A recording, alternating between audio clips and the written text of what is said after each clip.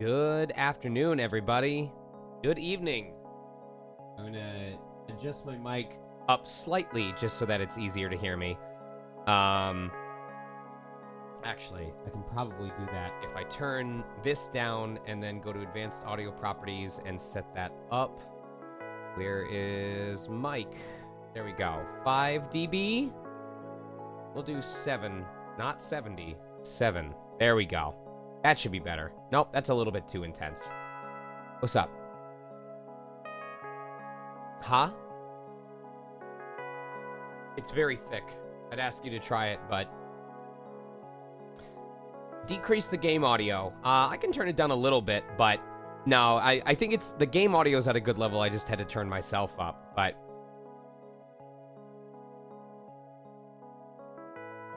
Okay. Yes. Welcome, everybody. So, I'm very hyped for today. Oh, there's a little Kate. Your Discord reactive icon showed up, Kate. Sorry. No, I think it's super cute. I'm gonna put you up here in the upper right corner, though. You're gonna hang out over here. Where is... Oh, Rivali's now playing needs to be in front of the game stream. There we go. Yeah. So, yes, to let everybody know, I am very excited. The only reason why my voice is not louder is because, while I didn't want to skip stream tonight, I am trying to be more careful about my voice because I have a session tomorrow morning and I have a workshop tomorrow afternoon, and the session I did today involved a lot of projected speaking and also some being burned alive. So, I am not completely destroyed, but my throat did go through some intense stuff. However, it is a point of me it is a point of pride that I get to share with you all, because part of why I am home in time to start stream is because I finished ahead of schedule. We were scheduled to go until 5, and I finished at about 4:15. But also, there was a point where there was a... Thank you, Cheval. I'm not upset, but it's worth bringing up. There was a point where a character was brought up that I was going to be playing for the day, and this character had a bunch of lines that I needed to do to specific timing. And the dev team was like, he's too young. He looks too young. We don't know if he's going to be able to do it. And I only found out about this after the fact. Well, not only did I completely knock their socks off, with my performance, where they were super happy with the deliveries that I did, I also, apparently, was the fastest person to finish that type of line that we needed to do out of anyone that they had worked with on the cast so far. And it was really cool, because us finishing that part early deliberately allowed me to take a 10-minute break early, which allowed me to find a message from Kate telling me about an item on Neopets worth about 200,000 Neo points that I would have missed otherwise. So, me being good at my job enabled me to make some dollary dues on Neopets that I literally would have missed otherwise. So, go me. Anyway. We have the wonderful Captain Kate here, who finally has their character represented, now that they're in here, if you'd like to say hello. Yeah, hello. Whenever your character talks, it's like, I'm doing the voicing! I can do voices! I fucking love voice acting!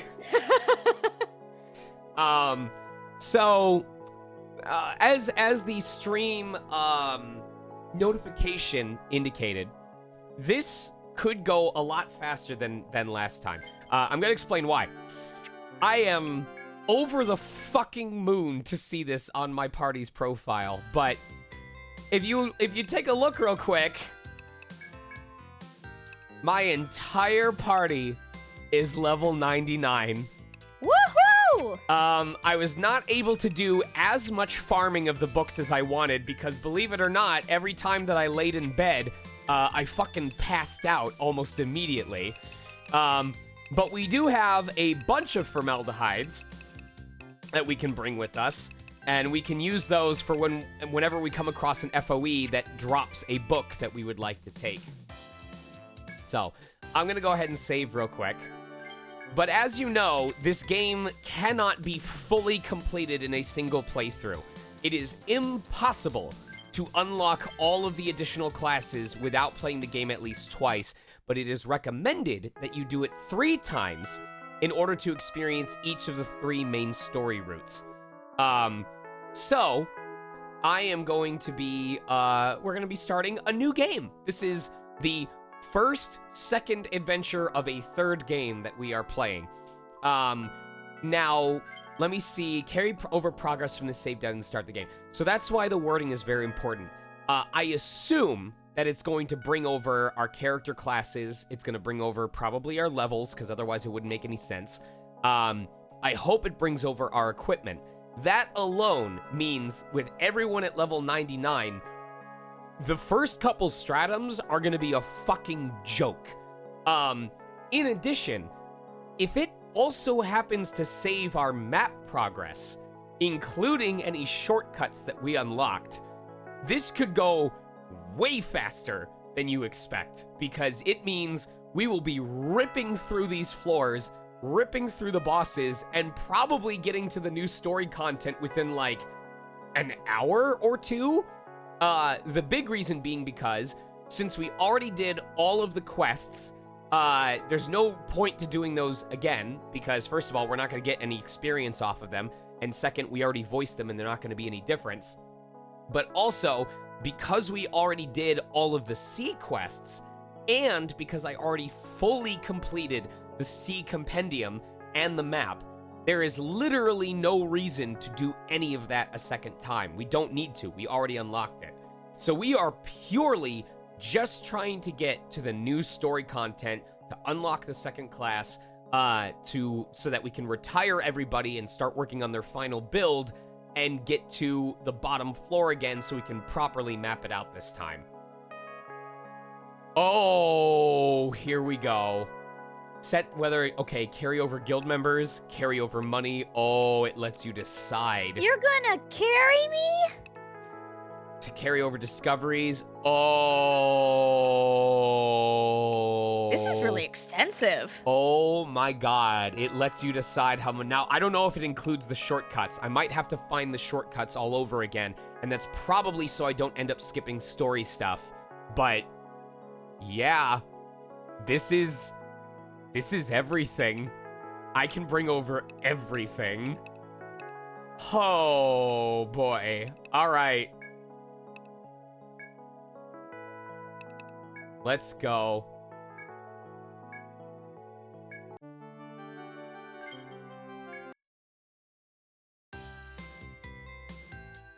The Ocean City Armor Road, far to the south, is said to have a ruin leading below the waves. Also, for the sake of cutscenes, Kate, anything that is a forced conversation, I will have us voice again, okay? Okay, yeah. Alright. As if tacitly admitting it, the Senators ruling over Armor Road have invited explorers to their city. The invitation drew throngs of eager explorers who gathered to traverse the undersea maze. But none of the throngs who came to challenge that maze were strong enough to master it. The impenetrable ruins came to be known as the Yggdrasil Labyrinth, and its legend spread further. You yourself are an explorer who has heard its legend and now sailed to Armor Road to investigate. Your only objective, to challenge the labyrinth and win fame and fortune. Your hour is at hand. And here is everybody. That's right. Yay! Your intrepid explorers who are all level fucking 99 came to this land to see what challenges await them. Ah, welcome. I've heard much about you from your predecessors. All right, I should probably shrink this up and turn my webcam feed on. There we go. All right. Oh, and move me from the top corner, maybe? Why? Oh, Oh, yeah. I didn't know if it made more sense if it was down by yours. No, that makes sense. Yeah, that should be fine. All right. This is the Senatus, ruling seat of Armor Road. I am the recognized representative of that body. Well, if you're a member of Elrican, that's all I need to know about your prowess. That's cool, so they do recognize that I've done this already. I'll waive the initiation mission for you, but I may call on your skills in the near future. The Senatus has high hopes for any members of Elrican. Do try not to disappoint us. Do not try. We'll fucking kill you. So, Vim, what's interesting about the 99 stats is, all things considered, we're not going to get that big of a boost, because we did the first retire at level 50-ish when we got the first subclass unlocked. So at level 50, you got +5 to every stat and 5 extra skill points. So at level 99, we're really just getting an extra 5. So it'll be +10 to every stat and an +10 skill points. So an extra 5 of everything compared to the first retire. So in terms of both stats and especially skill points, we're not going to have that much more to play with. The main difference is going to be coming from now that we're in the end game. Like, for example, since I don't need to collect gathering materials, since I have a farmer for that now, I can repurpose skill points from skills I'm not going to use anymore into other skills. The main difference is going to be in the end game, that a lot of these extra skill points are going to be dumped into stuff to improve the character's HP or TP. In particular, because I want to manipulate which party member has the lowest HP for something that's going to come up in the true end game. So, all right. So yeah, all of our progress carries over. I believe I checked through the guide, and it looks like any of these question marks are for things that are unique to either the second or the third playthrough, depending on which path you take. So, should not have to worry about that. Is there an initial mission I gotta take? Nope, we're just going... I said you don't have to do the initiation. Listen better. Welcome to Amon's Inn, boss! Huh? Whoa, aren't you with that Elrican guild everyone's been talking about? Everyone I've met from Elrican has been really amazing! Well, best of luck to all you too! Oh, I almost forgot. Since you guys are part of the same guild, you can claim the items they left. That's how they justify having access to everything? That's so cool. I know, Kate's fucking talented as hell. Tangle. Welcome. Are you the new explorers in Elrican? Then, welcome to Napier's firm. I'll cut the pleasantries short, as you surely know them already. Thanks to the achievements of your predecessors, my firm now has the finest stock in Armorode. You should thank your betters for being able to enjoy the fruits. I hear that Elrican has quite a bankroll build-up. I look forward to your custom. All right, because you're a customer. Welcomes! Oh, are you new members of Elrican? I have been hearing about you. Hello! You can take on missions called requests here.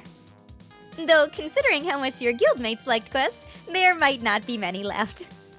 Still, be dropping in on me once in a while. I look forward to seeing you. So, we will get new quests, because in the HD remaster, the quests and the rewards regenerate when you do a new playthrough. However, because you guys already know what those quests are, I am just going to be doing them off-stream, and that's going to be how I get some of the experience in my party. So just a heads up, we are pretty much purely focused on story advancement at this point. Elrican. I'm the one in charge of this Explorers Guild. The old lady at the Senatus told me about you. You're the newbie in Elrican, right? I'm sure the veterans in your crew explained the details to you, so we can skip the formalities. Newbie or not, should be nothing to worry about if you're in Elrican. Just do your best. Welcome to Inverport. Are you a new member from Elrican? Well, that says it all. Elrican's private ship should already be ready for you. Use it to venture out into the great sea and beyond. Who knows? We may not have seen it all yet. I expect great things from you, just as I did from your mates. I'm willing to believe the game expects you to retire everyone and then start the second playthrough so you can level them up. But I want to wait until Lux gets his subclass.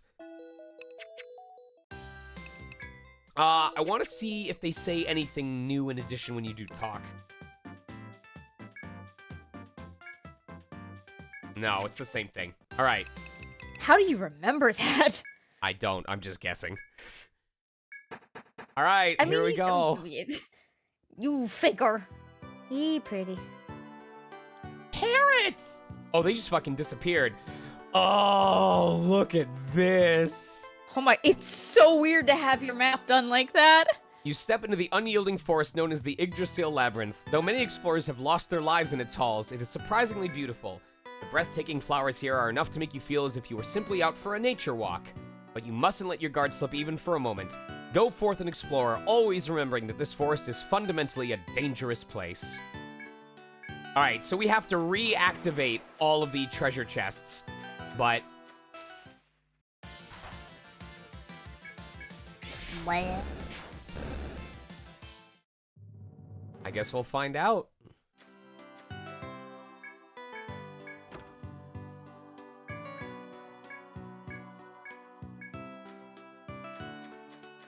Oh, this is so nice.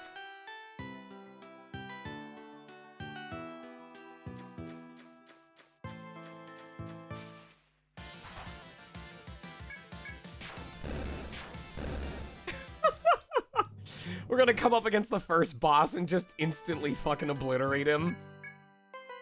Okay. Might as well gather stuff from these spots while we still have the skill points. This stratum looks like it smells good. Huh? This stratum looks like it smells good. Just... You remember the video of, like, the father at the cookout and the kids are, like, misbehaving, so he slaps one of them, and then the other kid's like, you can't do that to my sister, and he slaps her, and then the parents come over and they're like, what's all this then? And then he fucking slaps them. That's literally these enemies coming up like, what the fuck are you doing, mate? I don't know that video at all, I don't think.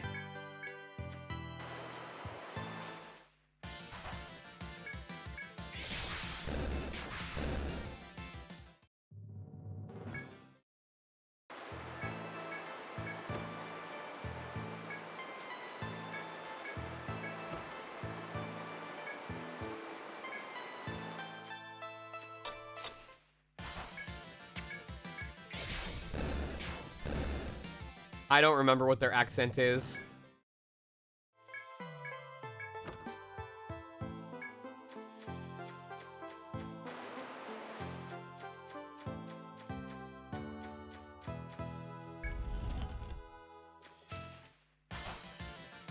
What is this frog doing with its fucking leggy, though? He's stretching.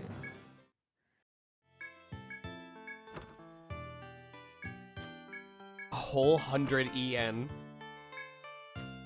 You gonna be rich off that. I know. Shit.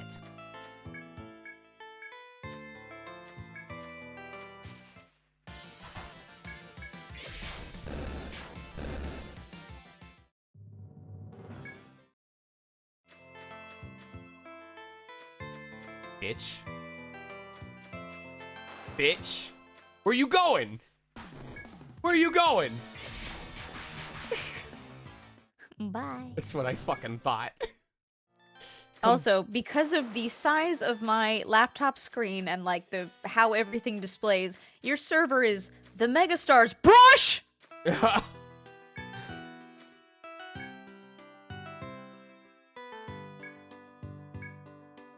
I can't believe I probably missed that door somehow.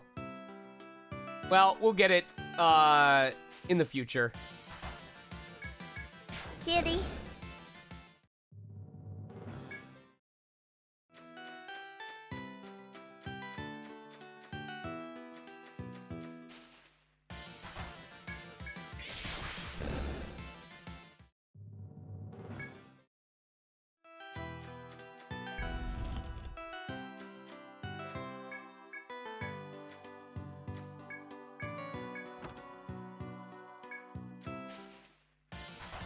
What does Brevant do? It increases strength. Okay.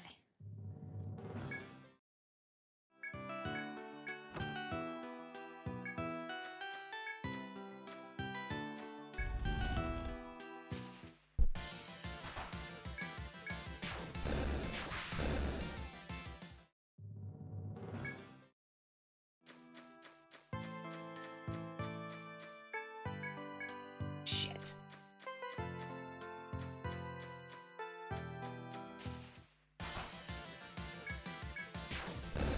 You know what? I'm gonna quick save, but I wanna check something real quick. I wanna see if that door that I somehow missed, contained the last of the treasure chests that I needed. The reason why that's important is if that puts a little sigil on my guild card saying that I, collected every no, wait. I don't think it wouldn't matter in that case because, I know that there's treasure chests in the bottom floor that I did not get, so... I will go back since we are very early on. I will go back and save just to see if it had a treasure chest, because if it had anything for me to collect, I might just go onto the main file and collect it real quick.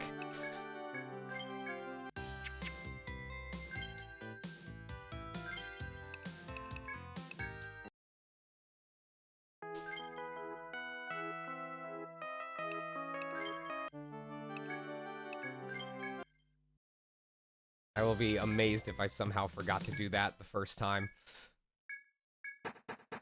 I'll have to check all the other floors just to be sure.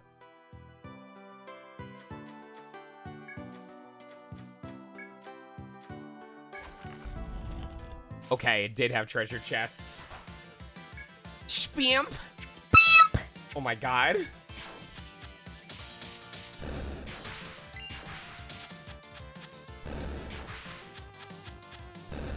Do I need to turn my game No, down? you're fine.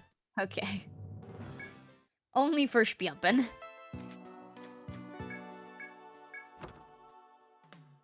Hamow. Hamow. And a formaldehyde. How Oh, fitting. nice. Not Right. that you don't have 20 of those already. Right. Good to have. So we'll mark that. Nope. And then we'll do a quick check of each floor for any other doors that I'm forgetting.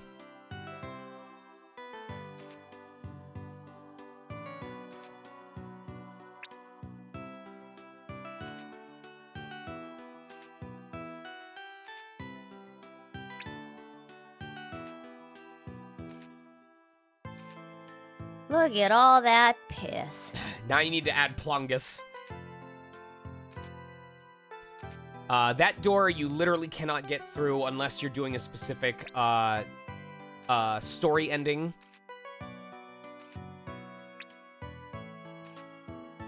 And I know I meticulously marked that. All right.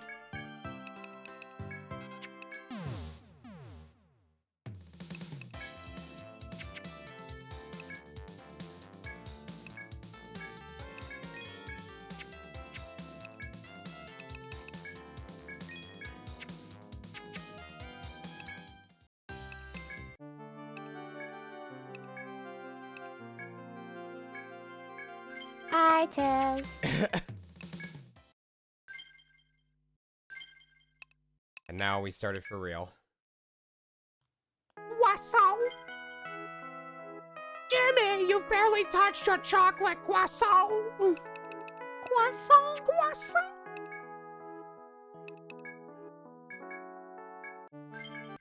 All right. Boo, boo, boo, boo, boo.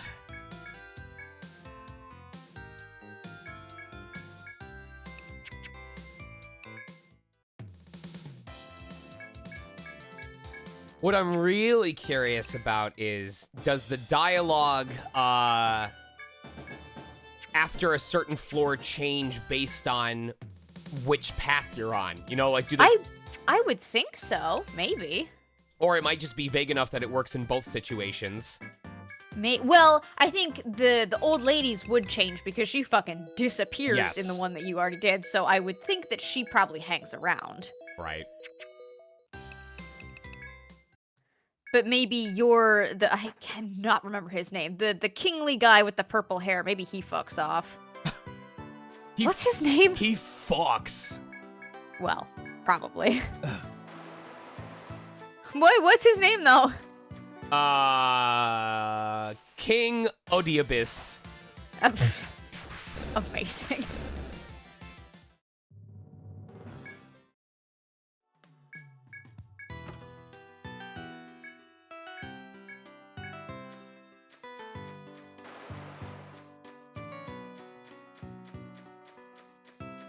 You excited for Lux to have a new teacher? Yeah.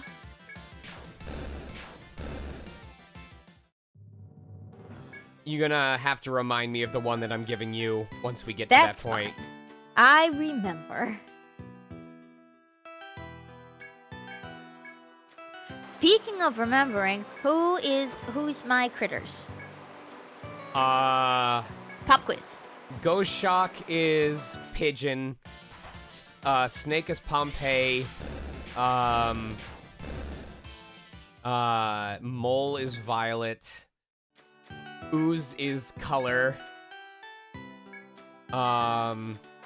Elephant is Dirty Steve.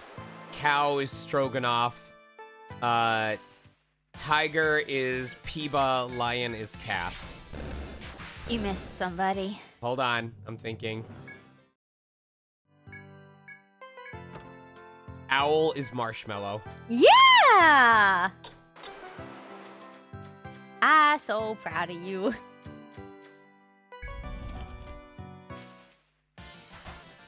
Yeah, Sue oozes color because it's a blob.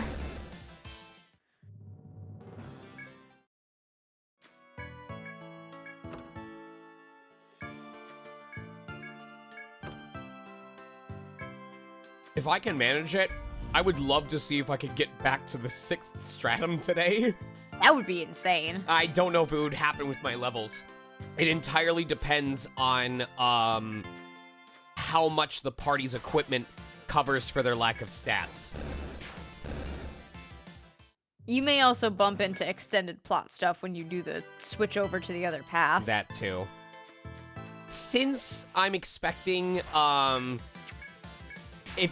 forget whether it's going to start everyone at 30. If it simply divides everyone's level in half and we start at 48 or 50, then I think we will definitely have enough to get through the main story. If it starts everyone at 30 as like the max level cap that you can start at, then we will definitely not be in a position to do the 6th stratum right away.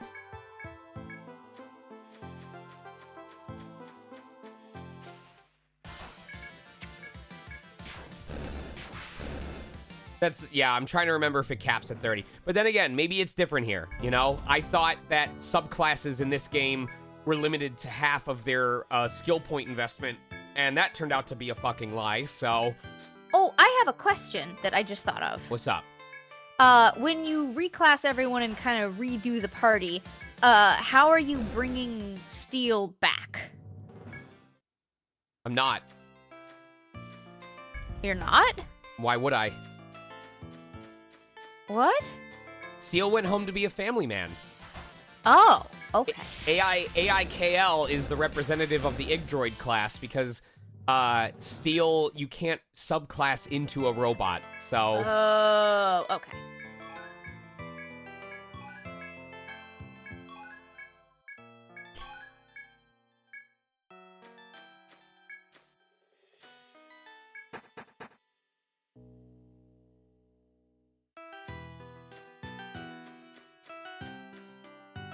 With your first steps into a new floor, your spirits are high as you advance through the forest.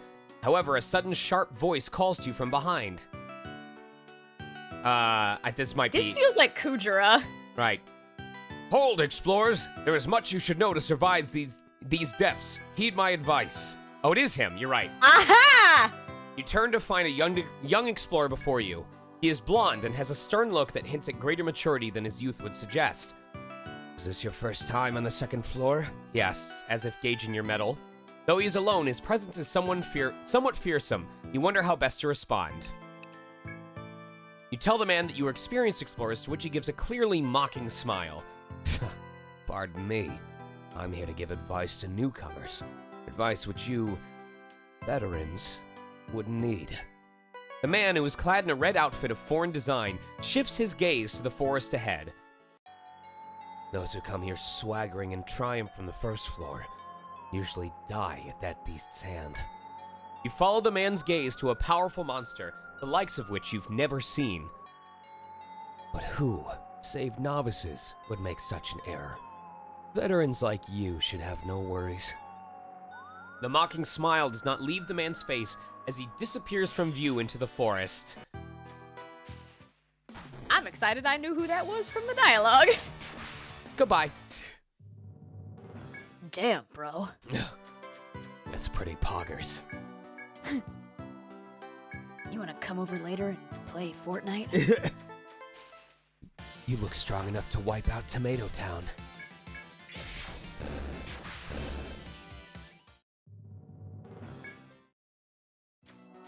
I'm just fucking moonwalking backwards through the labyrinth. Gudra! Gudra, check this out! Look what I can do!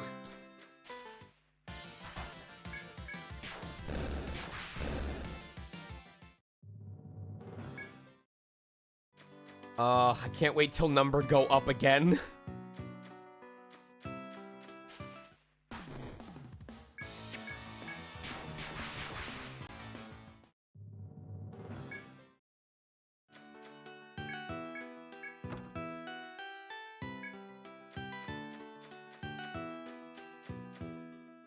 Trying to figure out what course of action I want to take.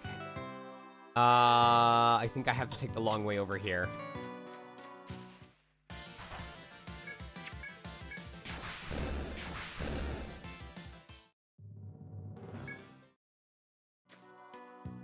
As you go forth, matching wits against dangerous monsters, you see a cloaked figure. Noticing you, the figure comes near. You can see it is female, and what's more, she is smiling. Hello, it is nice to meet you. You must be explorers from Armorroad. An incongruously cheerful voice comes from the girl, who ignores your bewilderment and continues. You needn't be frightened. My name is Olympia. I am active in helping explorers like you. The girl smiles again and hands you one of the backpacks she is holding. This is a camping tent. It is practically a necessity here. You may have it if you like. The girl called Olympia points to the right fork of the road before continuing. That way lies a campground. It is a safe place to use your tent. Olympia looks again at the tent in your hands. Many explorers use tents to rest during their travels. You should make use of that spot as well.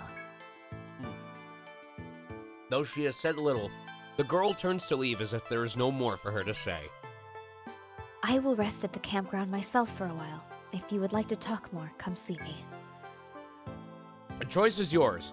Investigate the campground Olympia spoke of, or continue massacring everything in front of you.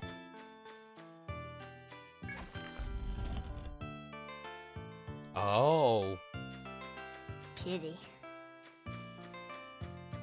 We can already explore the second half of this area.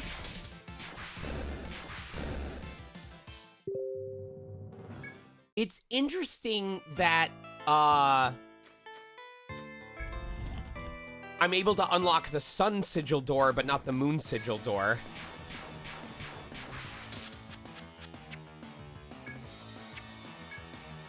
Okay.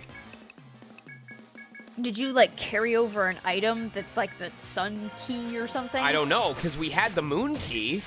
We were able to open the moon door in the previous file, so it's interesting that we're able to open the sun door on this one immediately. Right.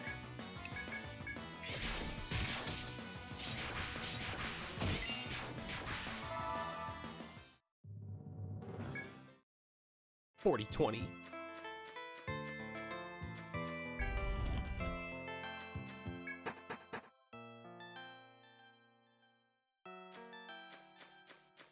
Oh, bawumph.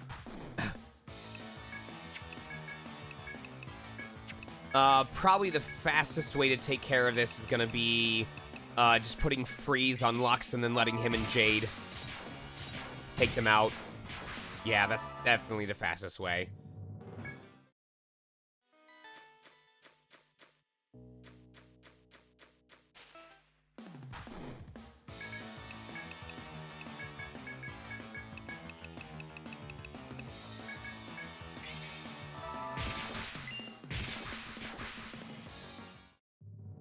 Every time I see those 99s on my party, I get so fucking happy.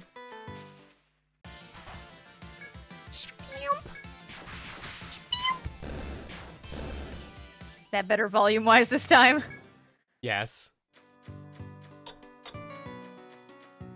I'll still have to make some adjustments just because of the fact that I had to build everything from scratch, but...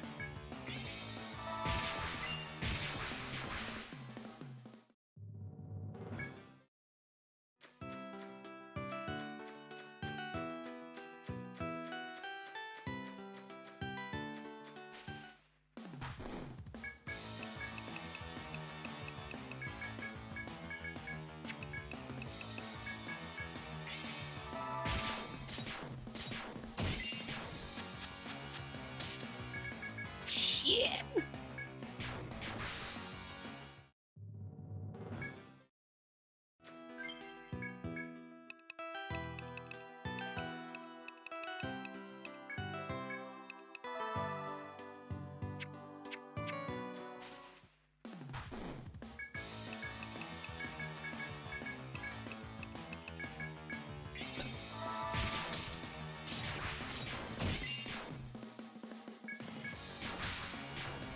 We're fine. It was just because I didn't want to have to use an item to heal the ailment, and he petrified the one person who was capable of healing ailments off of people.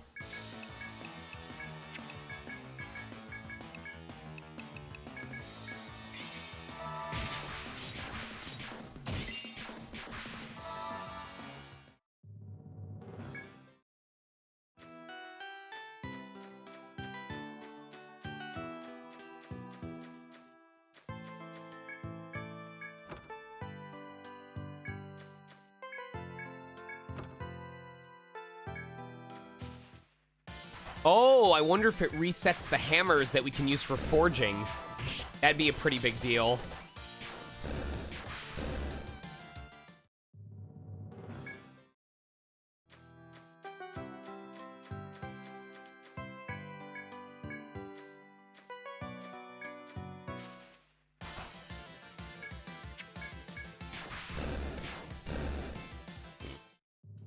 We'll check that next time we go back to town.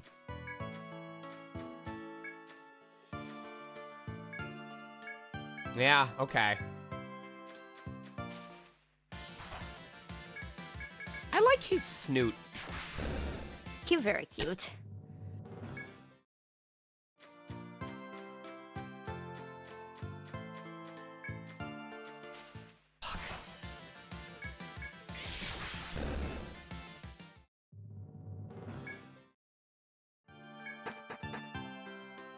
What's your favorite animal? Snoot. Favorite animal snoot? Yeah, which animal got best snoot? Like, in this game? I mean, you can pick that too. I meant, like, real animals, but any animal. The anteater in, Stratum 3. Oh, yeah! I showed you the little tiny... No! Did I show you the new type of anteater I found online the other day? No. Oh my god, let me send you a picture.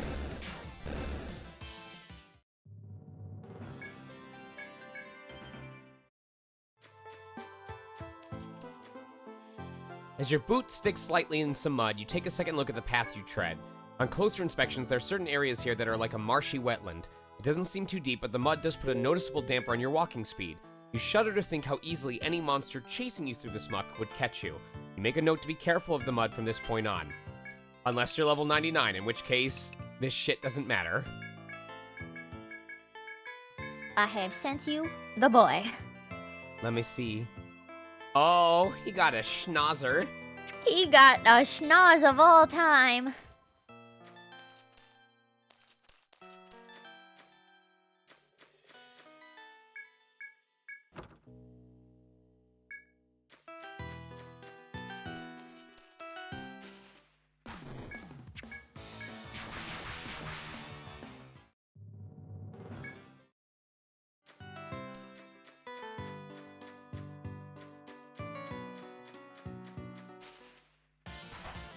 These battles summon really fast in the first stratum.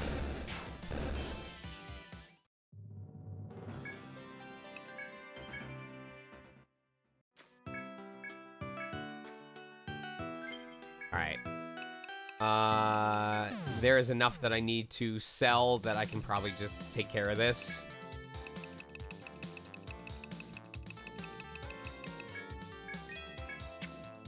And since I know we will not need half this stuff for quite a while, I will drop off pretty much all this stuff.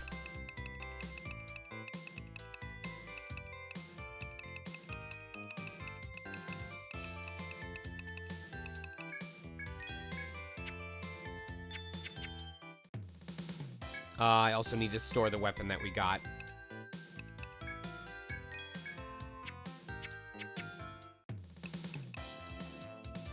Were you gonna check the hammers too? Oh, yes. There we go. Now it's officially, we're in it. Nope. I'm guessing the instant death, is probably on the final floor, but... So we can technically collect those hammers again, but we do not need to in order for them to be active. Those emotes are really cool, Vim. Sniff, sniff, sniff, sniff, sniff, sniff. Gib Sneef. Get sniffed, bitch.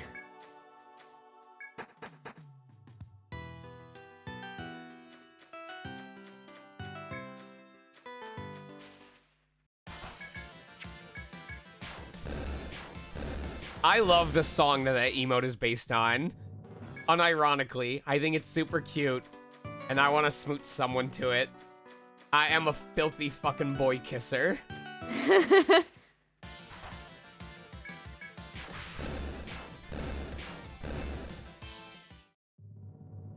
I need to get animated emotes. I'm old news.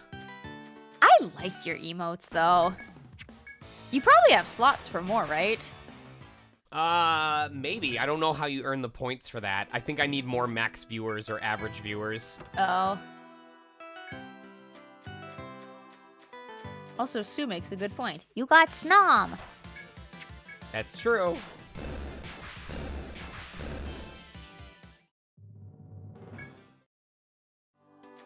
I sponsored Undertale?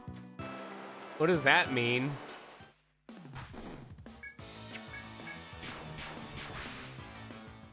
Oh, yeah! Oh yeah, I mean, I'm one of like literally 10,000 people who backed it.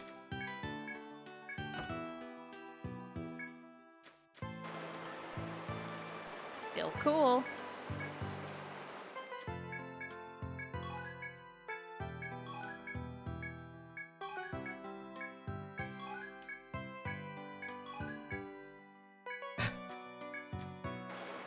Did you guys see my retweet where there's an article? Oh, as you walk through the forest, you find a girl walking in the hall up ahead looking around. She seems to be searching for something. She notices your presence and rushes over. Sorry to bother you. Could I speak with you for just a few moments? The apparent astrologer's blonde hair sways as a torrent of words streams from her mouth. I'm Hypatia, an astrologer with the Murtsumi Guild, and I'm in some real trouble. Agata, a young ninja in the guild, got carried away and went deep into the forest all by himself. The girl massages her temples with her slender fingertips and sighs deeply. I can't find him, and I've looked everywhere. I was hoping maybe you'd happen to see him. He's an excitable little ball of energy. Have you seen any young ninja like that? You catch yourself knowing such a lie would shame your entire guild. You must answer the astrologer's question truthfully. Damn. I see. Well, where in the world could Agata have gone? The girl's brow furrows, then raises as she addresses you again, her expression bright. Hey, if you don't mind, maybe you could do me a favor? If you happen to see Agata while you're out here, could you tell me where you saw him? Hypatia's blonde hair again sways violently at the intensity of her request. You pause before answering, hesitant to add to your obligations in the labyrinth. On hearing your response, the crestfallen girl's gaze drops to the forest floor. Well, if you do see Agata, maybe you could reconsider and come tell me anyway. The girl thanks you nonetheless before muttering in defeat that she is headed to Armor Road's Inn. You see the girl off as she leaves before resuming your explorations. I feel bad. We're assholes. If Agata does pop up tonight, will you do his voice for me, please? I will, but it'll be super basic and not at all good, because I can't even begin to do boy voice right now. I can't either.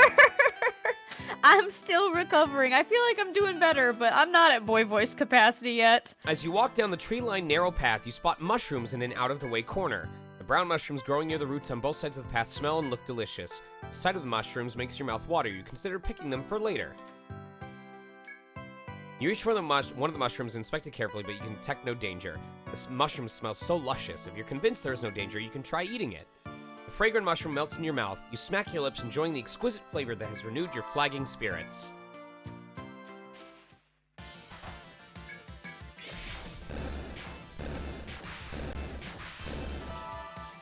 We really do not give a fuck about these enemies right now.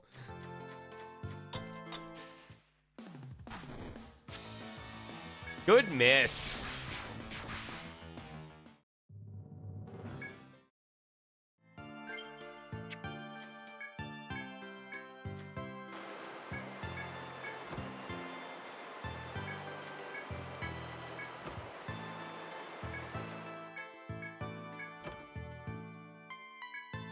Hamow.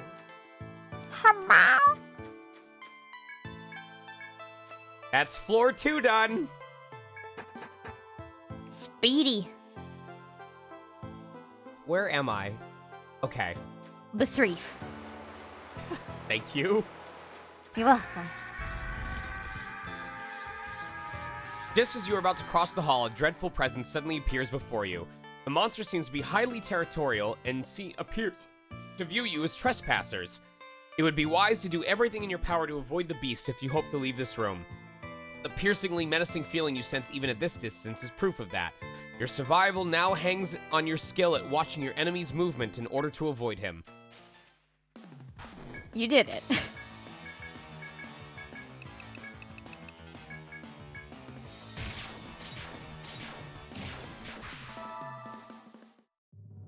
Luck book. There we go. Hibbo. Hibbo. Killian, I was just gonna say, has someone created a Hippo Himbo OC yet? And if not, they should. His name should be Himpo. Yeah.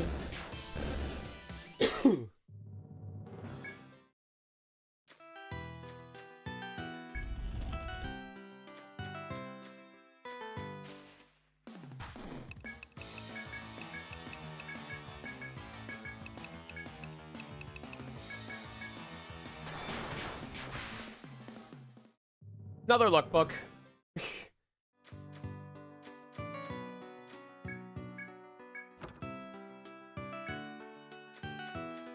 Oh, right. I'm assuming we keep our limit breaks, too. Yes, we do. Oh, yeah. Killian, I've never seen Madagascar or any of the spin-offs or anything. I know a few of the memes from it, but I'm really not familiar. Was Moto Moto a commercial based off Madagascar, or was Moto Moto, like, a Madagascar thing that became... I don't know. Or was Moto Moto a reference that Madagascar made that was already in existence before then?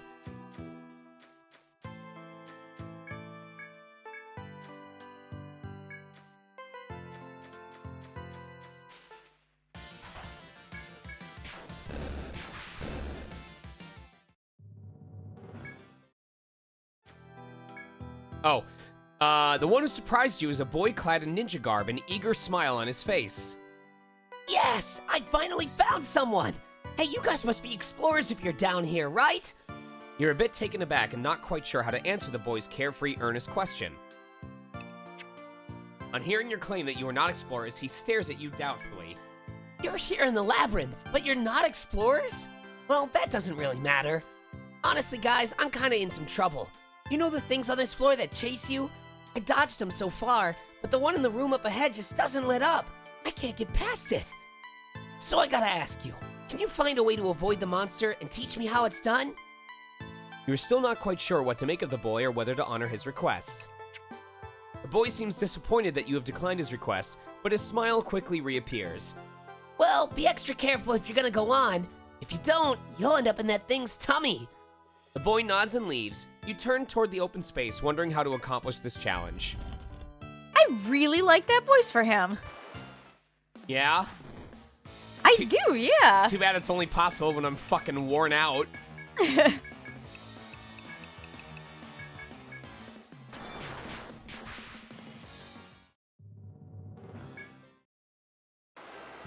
You bask in your victory over the master of the shore when the boy who was hiding reappears. Man, you guys are strong. I didn't think anyone could beat that thing. Who are you guys? Oh, wait, I haven't even introduced myself yet, huh? My name's Agata. I'm the ninja leader of the Muratsumi Guild. Nice to meet ya. You recall hearing the boy's name some time ago in a previous conversation. The girl calling herself Hypatia said she was searching for a boy by this name. It might be best to tell this boy that Hypatia was looking for him. I guess we'll go our separate ways from here. You better believe I'm gonna find the bottom first. Not even noticing Lux, he turns to leave. The boy yells confidently over his shoulder as he dashes away, quick as the wind. You are initially tempted to go after the boy, but it might also be best to return to Armor Road.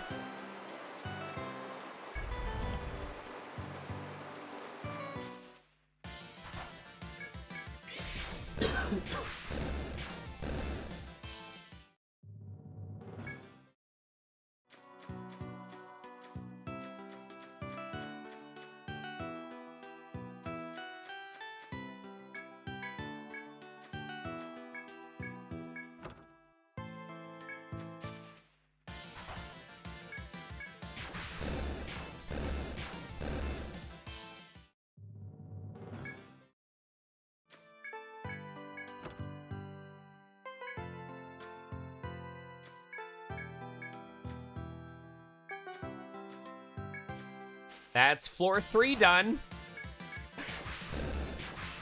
It's called the Threef. Bethreef. Remember when these used to take 45 minutes to an hour each? Back in my day. As you steadily progress through the labyrinth, a young man appears before you. His piercing gaze relaxes into a smile. He speaks slowly, as if choosing his words carefully.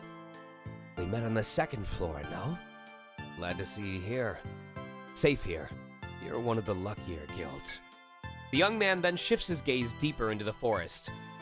Lucky though you are to survive this far, trespassing further into the labyrinth is forbidden.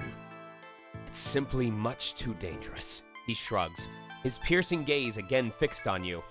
He seems unlikely to bend in his stance, though you may attempt to appeal to his reason. You stand silent.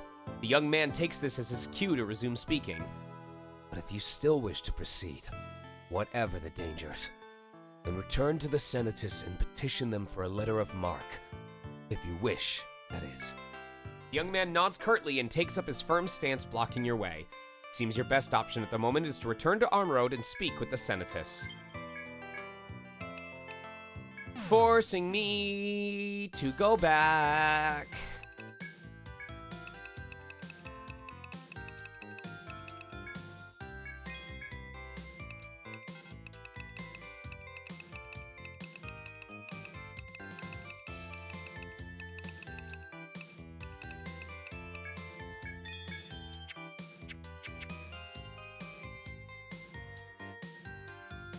Alright, there was someone who wanted to talk to you. I'll be back with her in a sec.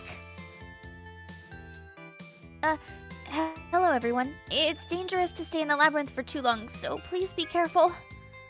I hate to nag, but have you seen Agata anywhere? I see.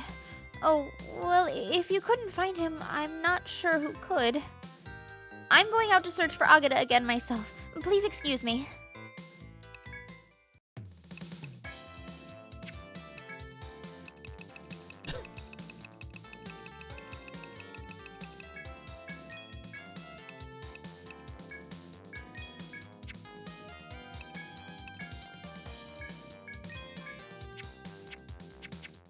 Yeah, but I'm not gonna do that to myself. I want to get back to leveling up as soon as fucking possible.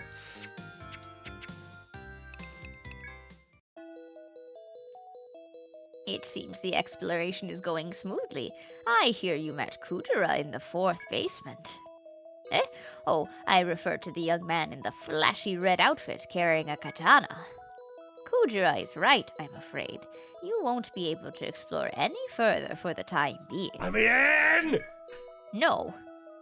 The labyrinth is becoming choked with explorers in the depths of the 1st stratum. To correct that, I'm thinking of issuing a mission requesting the guild to slay a certain monster. Just sit tight until it's made official, And it's already ready. Ah, will this mission fall to you then? I should explain it to you in detail. The Senatus has not been gathering explorers aimlessly. There is a purpose to it. There is something we hope you can claim for us in the undersea realm beyond the 1st stratum. To challenge those depths requires more than just a journeyman's skill, else it would be a suicide run. Thus, we do assign this ordeal to explorers to test their worthiness. See if you can find the giant catfish Narmer, guardian of the 4th floor. The ideal outcome would be to defeat Narmer and see what lies beyond. Fortune go with you. Now we can go and slay everything.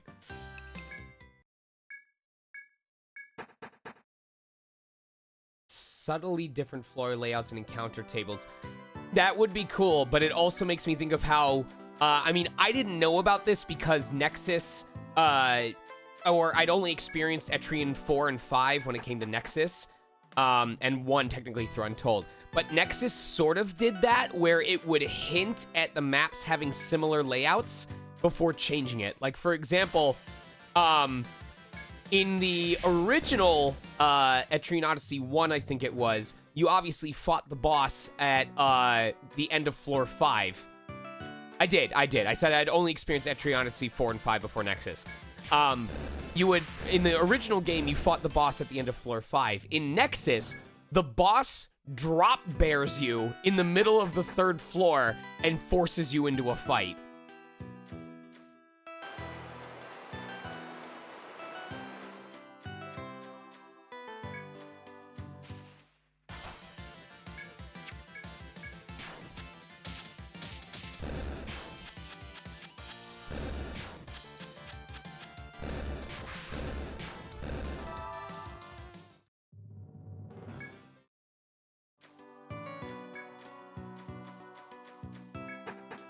Yeah, the name probably is a little small.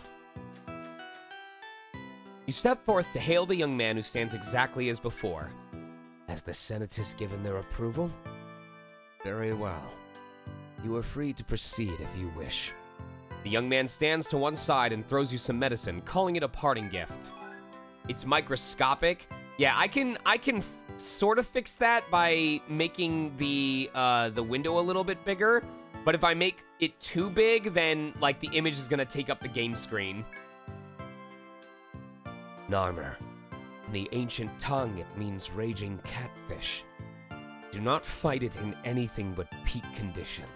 The young man steps aside, clearing the way. May you live long enough for our paths to cross again. Goodbye. With that, the man with Eastern features turns to leave. You take his words to heart before going your own way.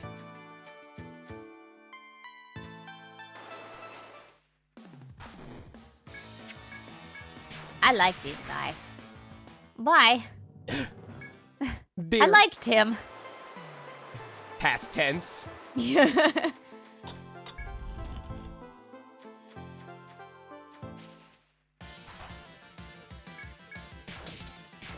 Ooh, if we manage to time this right walking through the floor, it should still be nighttime when we get to the 2nd stratum. Yeah. You know what that means. Yes.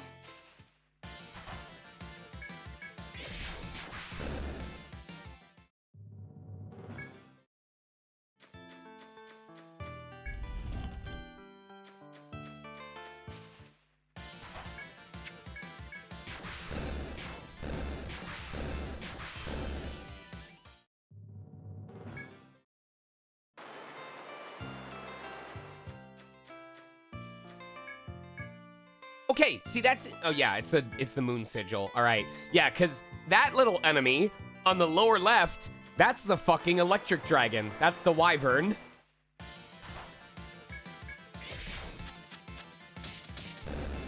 I was just going to see if we could casually kill him before we even did the 4th floor boss. You would.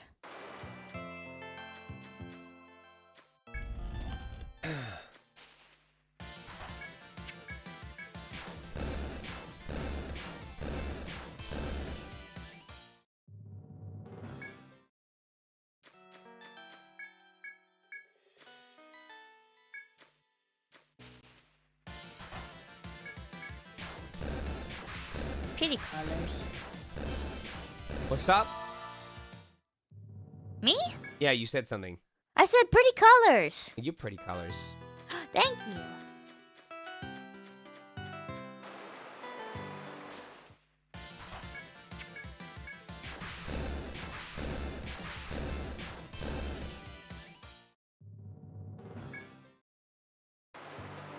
Spiel.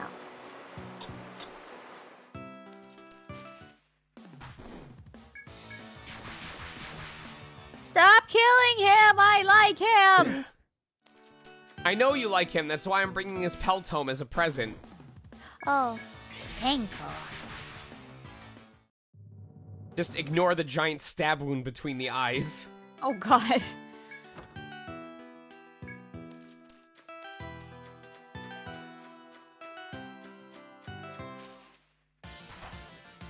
Oh, that's a lot.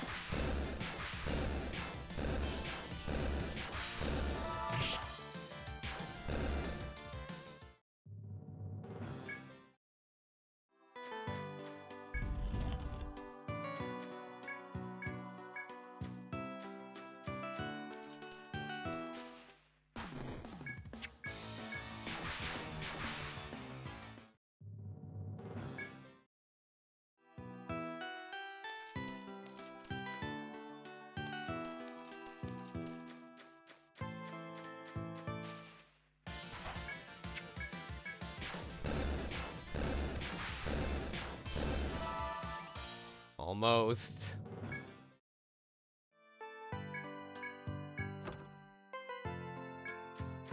Leg hammer. Specifically used for breaking people's legs.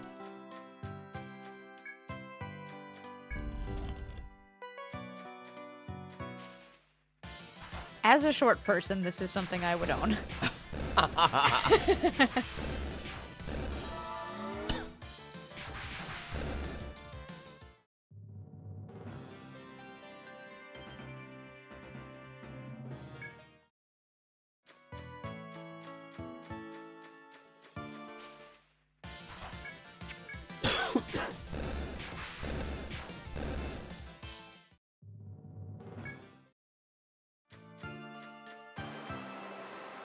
As you move forward, overcoming ordeals all the while, you find two figures at a bridge.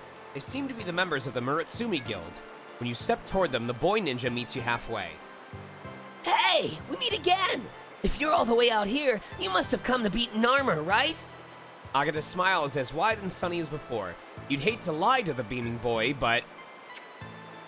You liar! Everyone knows the Senate has put out an official request to defeat Narmer. Look, this is just an idea, but do you want to work together to take Narmer down? I have to get to the second stratum no matter what it takes. The cloud passes over Agata's face, but it clears quickly and his wide smile returns. So, how about it? I'm begging you here. It's up to you whether to accept the boy's request. The boy's face sours into a sulk on hearing your answer that you decline his cooperation. Fine, then. We'll just look for some other explorers. Agata moves sullenly to one side of the bridge, allowing you to proceed. You decide to follow the way forward en route to defeating the fish beast. Poor guy. You're crushing his dreams. I know.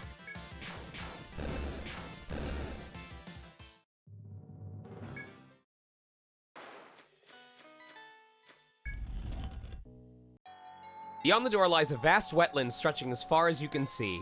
The moment you set foot in the area, you are assailed by thick and oppressive atmosphere. It can only be coming from Narmer, the brute you have come to challenge. Now swallow your fear and draw your weapons to clear the way ahead.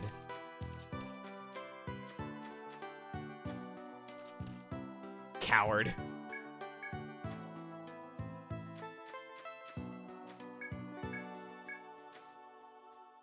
Goodbye. Ish.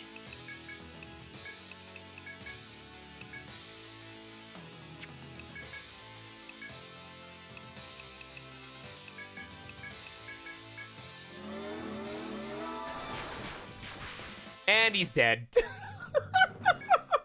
Damn, bro. After a bitter struggle, you emerge victorious from the battle with Narmer. You may return to Armoro to report your achievement or continue your exploration here. And that was Stratum 1. Woohoo! Took you about an hour. Whale shark! I love him. Oh, I might have forgotten a treasure chest. Hold on. Is that on... The whale shark is the treasure. Okay, yes. That we will have to come back to that later. Here, you get to see Whale Shark again. Yay. I'm wearing my sweatshirt with the whale shark on it. Why doesn't your icon have it? What do you mean? You work your way through the new stratum that seems so reminiscent of the deep blue ocean's floor. As you look this way and that in wonderment, your gaze alights on a figure before you. You're the Elrican Guild, yes? So, you've bested Narmer. Your strength is considerable. But I suggest you cast aside any frivolous notions that You're strong enough for this stratum. This is the Undersea Grotto. Somewhere here lie clues to the deep city that sunk long ago. None have found them yet. Worse, many more explorers have vanished here compared to the realm above. Understand that the dangers here are far beyond anything you faced in the first stratum. Kudra then turns to the north and motions for you to look in that direction as well. I leave you with this last piece of advice. Do you see that pillar of light? You look in the direction Kudra indicates to see a pillar of light that rises into the heavens. That is a submagnetic pole. Its workings are unknown, but it will allow you to travel freely between the labyrinth and town. Perhaps it's some remnant of the deep city's old technology. We have no way of knowing. What we may be sure of is that it is useful. Remember it during your travels in this stratum. The young man then nods to you before taking his leave. You want to resume your journey, but the submagnetic pole may warrant a closer look. Nope.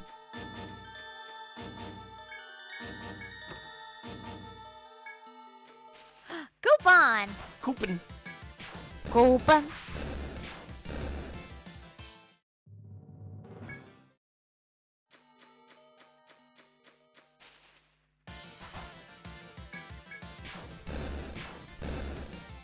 I mean, but isn't it indicative of mankind in general that the playthrough where we side with the city is the playthrough where we just go through massacring everything that isn't us? Like, that's the true American way.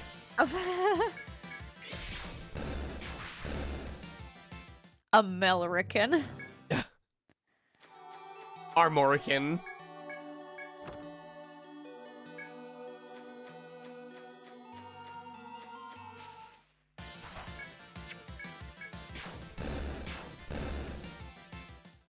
I will comment on which enemy I feel has the nicest snoot as I work my way through these stratums.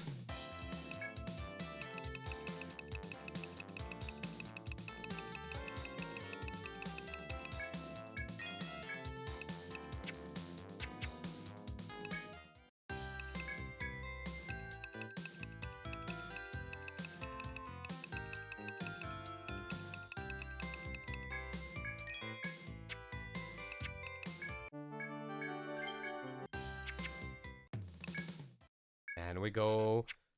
I No, wanna see. aren't you supposed to? Yeah, I was gonna say. What? Oh, Oh, turn in aren't the you mission. supposed to turn in your Yep. thing to the Senatus? Look at all these quests I'm not Oh touching. my god. Oh, it's gonna be awful by the time we get to the 5th or 6th stratum.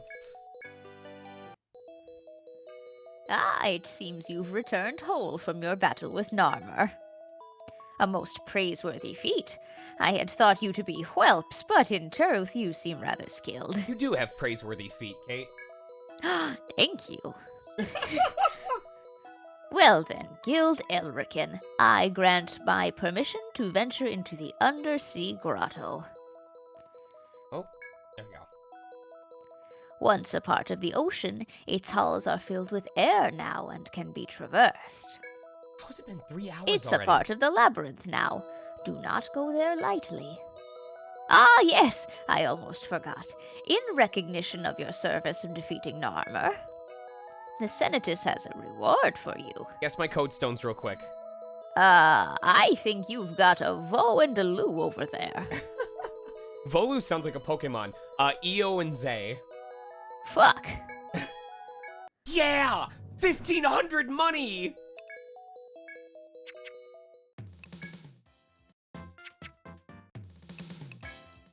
I want to be in Final Fantasy Rebirth. Oh, cool. If you don't trigger the geomagnetic pull, Oh. you have to walk all the way back to it. Kudro over here like, you should really investigate that. And you're like, ha, fuck you. You're like, now you're paying he's for just it. going, bitch.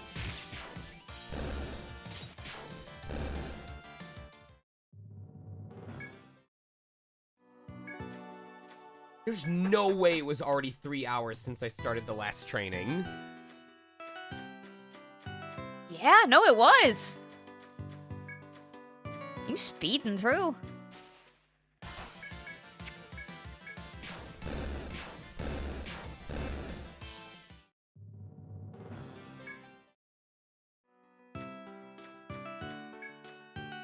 I'm like double tasking here. You multitasking? No way. No, it's double tasking. I made a new word. Okay.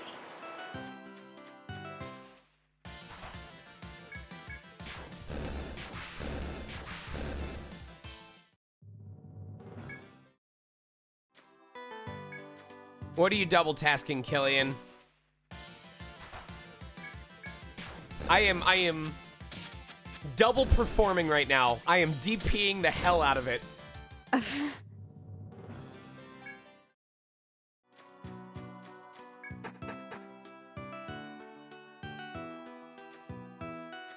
Oh, that's fine. There's a shortcut that I need to activate anyway. I'm stupid. You're not stupid.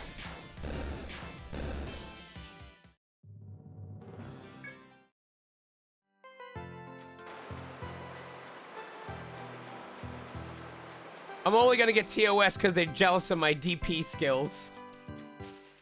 My Diamond Pearl ability is like no other.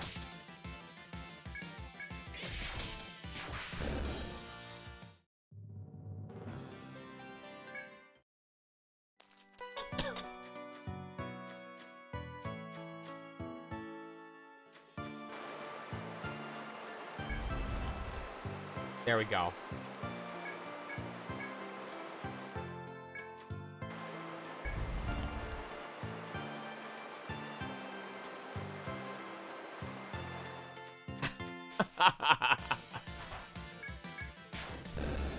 Shining Pearl.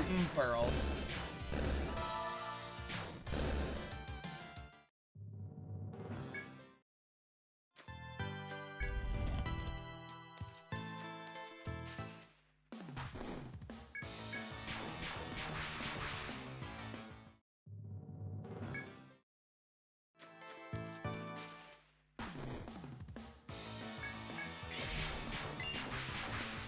Vim, fix your goddamn grammar.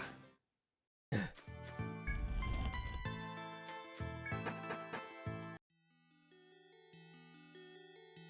right, let's properly activate this.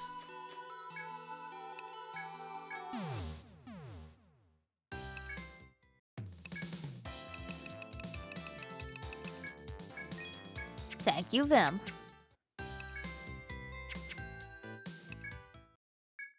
There we go.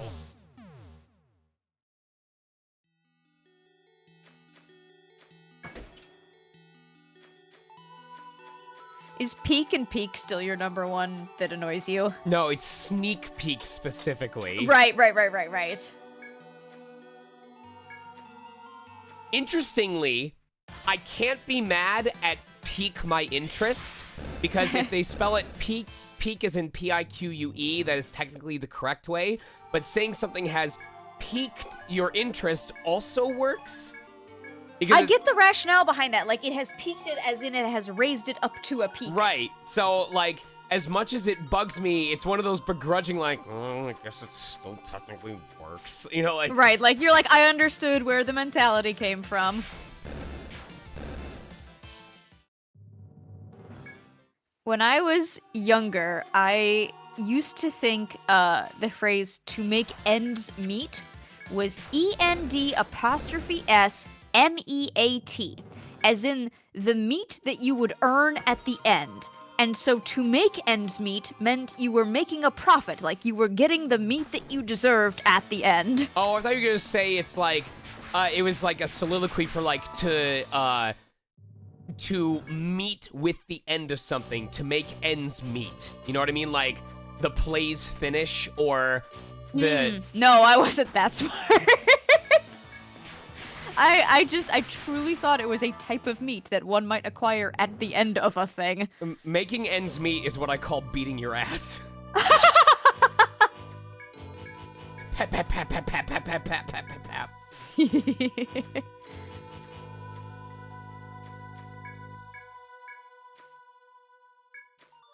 Tenderize, baby.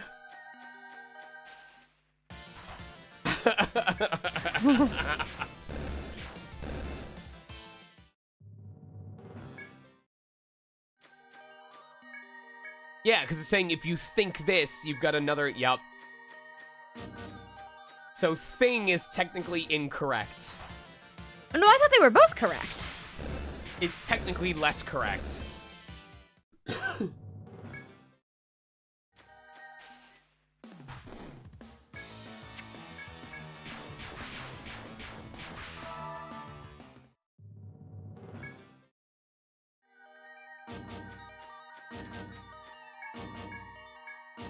What was the one you taught me, like, super recently that I'd been saying wrong? I don't know. I'm gonna go back and find it now, because I'm really curious.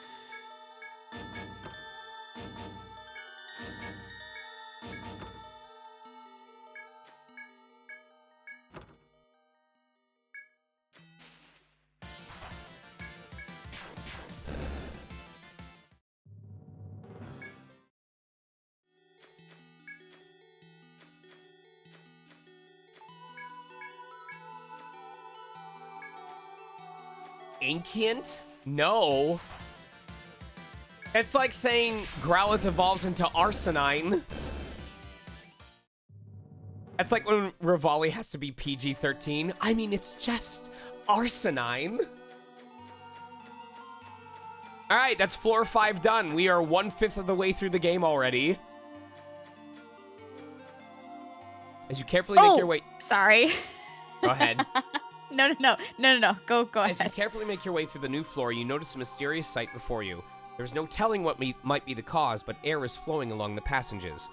It is clear that the current is very strong. If you step into it, you may be swept away. You must take the utmost caution around these currents. Go ahead. It was to err on the side of caution. Hmm. And it's air as in ERR. Alright, so ironically, it is less efficient to fight these guys one at a time. We need to defend until all 3 are in the fight, and then fuck them up simultaneously.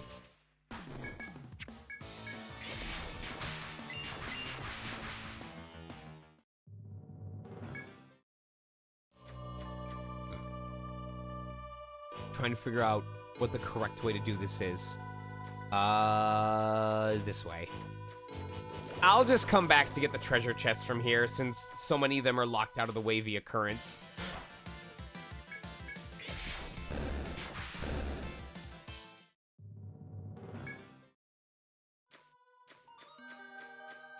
Say, do you remember the word that I taught you how to say right last year? Tangentially. Yeah! While I'm so proud of While you. still getting accustomed to the undersea labyrinth, you spot a girl up ahead. Ah, it's good to see you again. Congratulations on arriving at the second stratum. The girl called Olympia addresses you cheerfully. If you've come this far, you must be under orders to search for the Deep City, correct? Olympia slowly looks around the forest. To be honest, I've ventured through the second stratum a number of times already. I found clues regarding the Deep City, but I had my own reasons for remaining silent. But you are trustworthy and strong. Yes, I think I can share my clues with you. Olympia then turns and slowly walks away from you. Intrigued, you follow close behind her. The girl stops after taking a few steps and points to the east. Look there, and I'll show you the clues I spoke of. The path she's pointing to is a long blue road that stretches as far as you can see.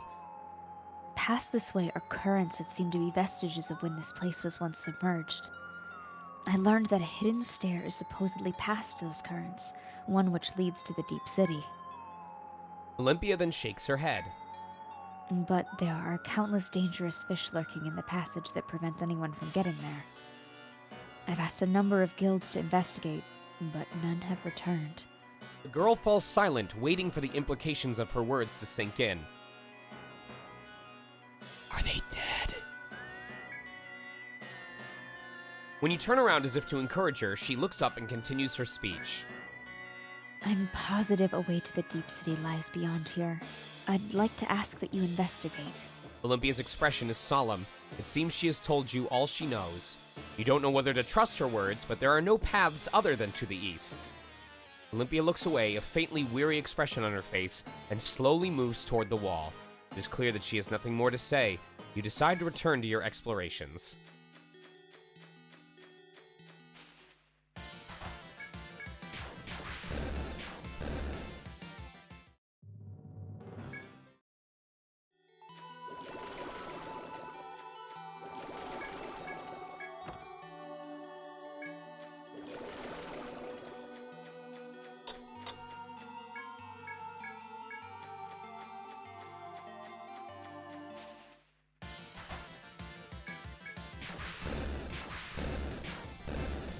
Cooler switches.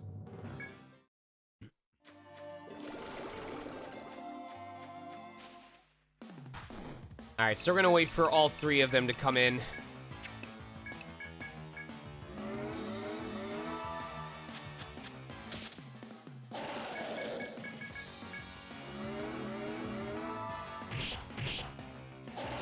And now we can fuck them up.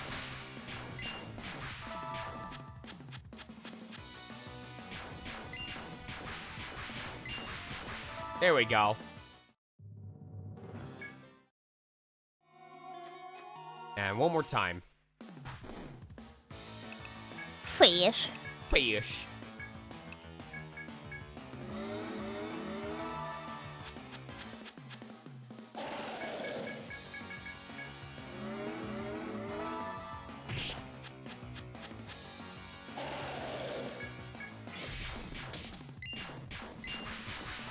Remember when we were racing to finish one of these guys before the next one joined in? Uh-huh.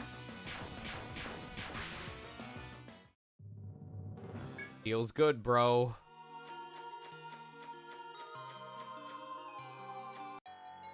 After passing through the currents and schools of fish that Olympia mentioned, you reach a tiny room. It isn't immediately apparent, but looking around you are left with an unsettling impression. The ground and nearby coral are tainted a dark red, and bags and equipment are strewn about. Some are new, some are very old, but what worries you is the sheer number of them. As you look nervously for a path ahead, you suddenly sense a terrifying presence. You turn to find a school of enormous fish approaching. You look wildly about the room, but the small place holds no clues. Could Olympia's words have been a trap? You must somehow resolve this crisis and return to Olympia to question her.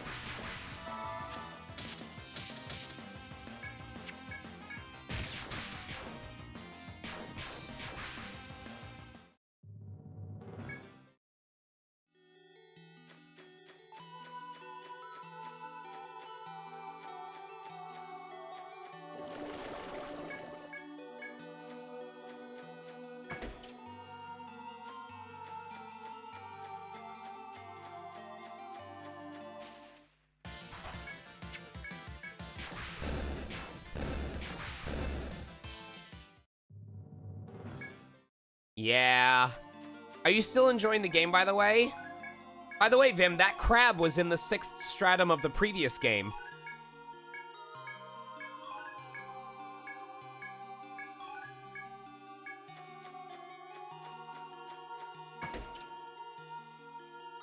You somehow make your way back to the area where you spoke with Olympia. You find her there, her posture unchanged, still leaning back while gazing at the blue walls. Once she notices her presence, your presence, her mouth drops open in shock. You're back. Though she still faces the trees, Olympia's dark whisper is clearly directed at you. It should have been impossible for you to emerge safely from a battle with so many fish. The muttering girl's demeanor is very different from before. She seems cold and distant now. Probably, Vim. Elrican, you've become a nuisance. Olympia's eyes are now trained fully on you with an icy stare. I'll be clear. Either you will obey me and stop your search for the Deep City, or else... Olympia brushes the trees behind her with a hand. Her movement seemed effortless, but one of the big trunks splits and collapses before your eyes. You will meet the same fate.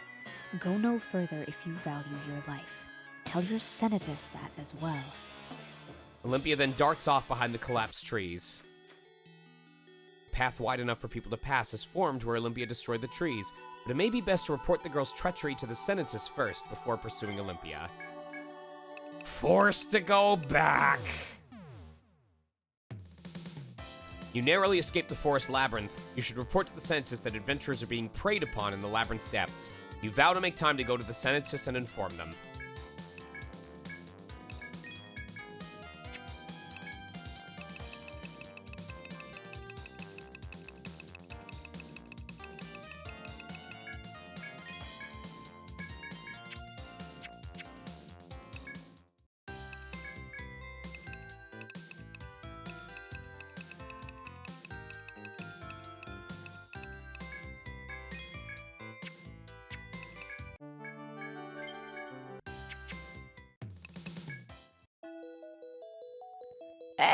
What's the matter? You look all pale. I don't know what's happened, but if you haven't found the Deep City, you needn't be in such a rush. I see. This new information does shed some light on recent occurrences. Countless guilds exploring the second stratum, the undersea grotto, have gone missing. I had assumed the labyrinth's natural challenge to be the cause, but if that girl is to blame... She'll rue the day she defied me like this. I've issued a new official mission for you. Time to kill people!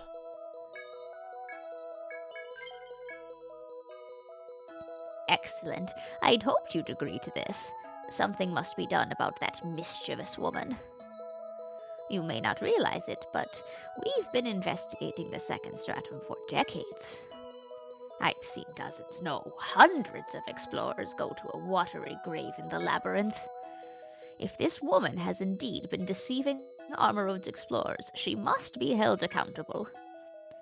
The Senatus shan't remain idle, of course. I'll have Kudra lead a company of sentries down.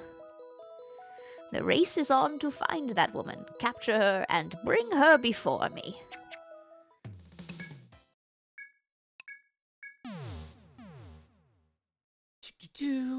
How's your voice holding up, Kate? It's pretty good. I'm just hydrating lots, so I'm gonna have to pee soon.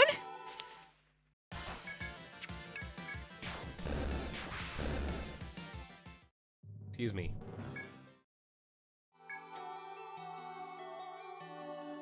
Coral.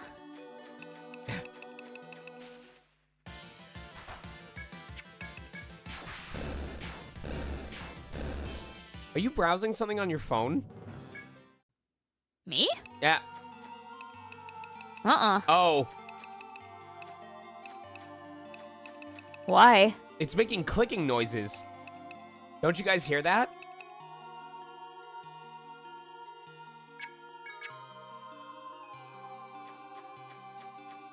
Okay, that's weird. The clicking noise is gone now, but it was definitely happening. It's not when I have my push to talk enabled. No, or it was happening. right? It was happening in my game.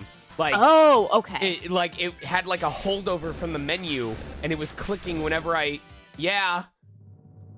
Weird. Okay. Did I just figure out like a data storage trick?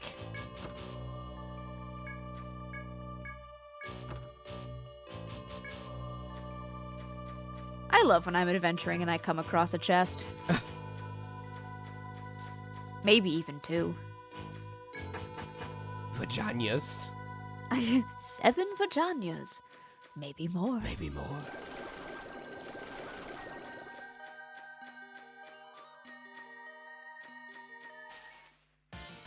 I love how it extends the amount of time you have to spend on this floor by making you do this. You gotta take in the ambiance.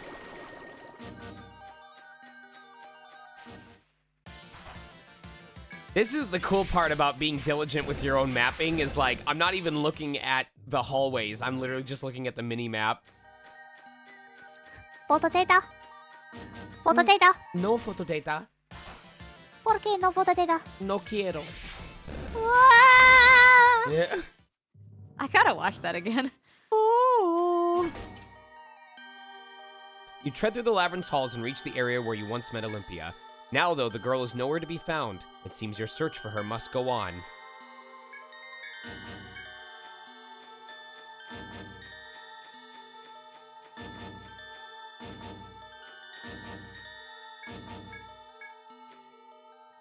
Dustin, if you're looking for something to sweeten the tea and you normally put like honey or something in, you could also try something called Ninjam Papakoa, which I can write in chat because I didn't learn how to spell it for like 6 months after knowing what it was. It is, what is it, loquat? Is that what it's called? Honey loquat syrup. Honey loquat. It's good for your throat as well. Hey, Becky. Alright, the FOE's on this floor. As you search for Olympia, you run into the young man Kudra, whom you remember well. When the young man notices you, he walks over unhurriedly, his countenance serene. Word has reached me from the Senatist that you mean to pursue that woman. This is so? Kudra's icy gaze is fixed upon you as he slowly raises the finger to point deep into the labyrinth. Sentries are mobilized to search for her as well. We've made little progress yet. A number of them, however, have reported that fish creatures prevented pursuit of the woman. My men are no match for the foul fish of the grotto. I leave this to you, Elrican. The young man finishes his short speech, points to the southern door, and moves to leave. I'll be posted at the sentry's base camp in the hall up ahead. Alert me if anything comes up. It is true that the path he indicates leads to a hall from which you sense no monsters. It seems an ideal roost from which to devise a plan and issue orders from. If you have anything to report, or conversely questions to ask, find me there. Find the sentry patrolling this area. He may have information for you. Where the labyrinth? The young man diverts his icy gaze from you and begins his trek to the southern campground. You must continue forth as outlined in the mission and find Olympia.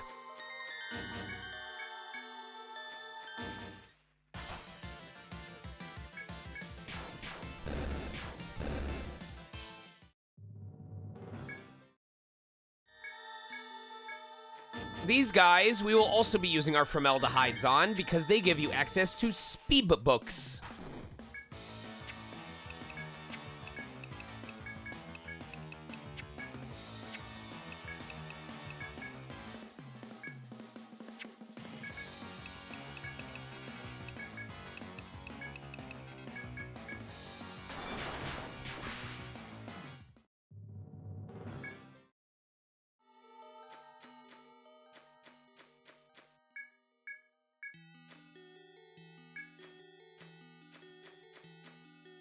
I miss the remixed version of this song.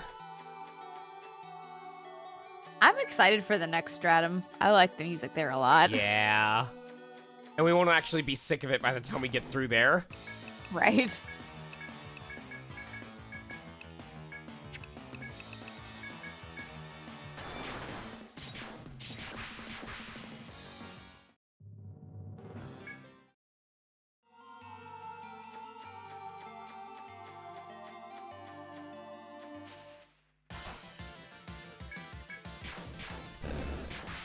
The octopus, his eyes look like you just gave him a math problem he doesn't know how to solve. Or like you told him no photo data. Photo data.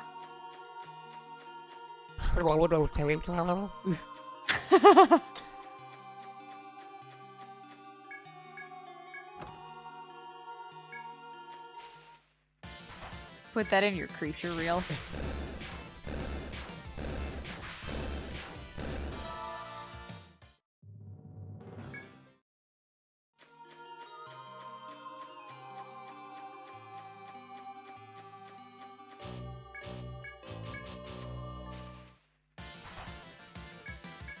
Look at all the pretty colors! I know, right?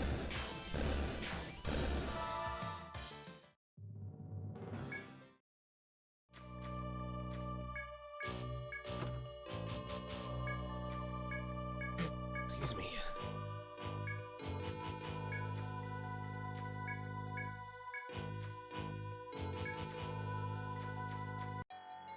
As you cautiously venture forth, you find a sentry collapsed on the ground. You immediately rush to his side, but he has already passed away. He must have borne the brunt of some vicious attack. His thick armor is rent in twain. As the rest of the party shuddered at the carnage, Lux saw something and alerted the others. Whatever murdered the sentry was drenched in blood, which left a trail down a nearby path. You consider with some trepidation whether to follow the trail of blood or retreat for now. Monsieur Star!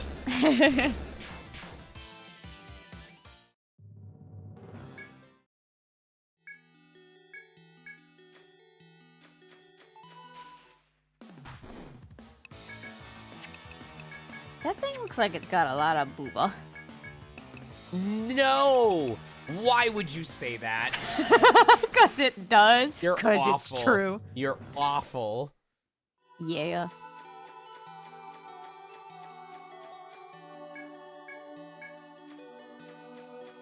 Who was... I don't even remember if it was in this game or... Oh, fuck off. What was the game? Was it ETRIAN 2 or was it in this one where there was the guy with like the really bizarre nipples? Which game? Wasn't it? Was it? Vim will know. Wait, that's not a dig at you, Vim. I just remember you being at that stream. Jesus.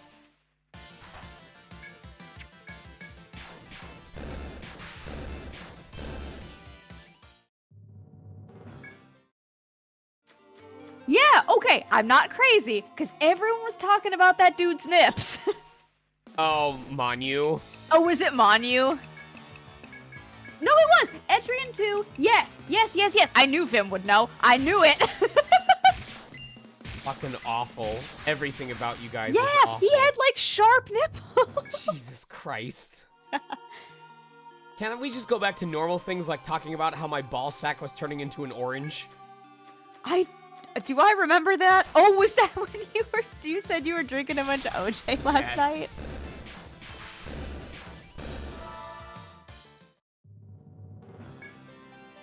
That was fucking yesterday.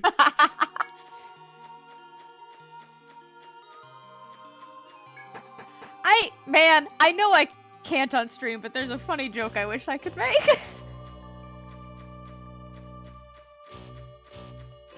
Cry more about it.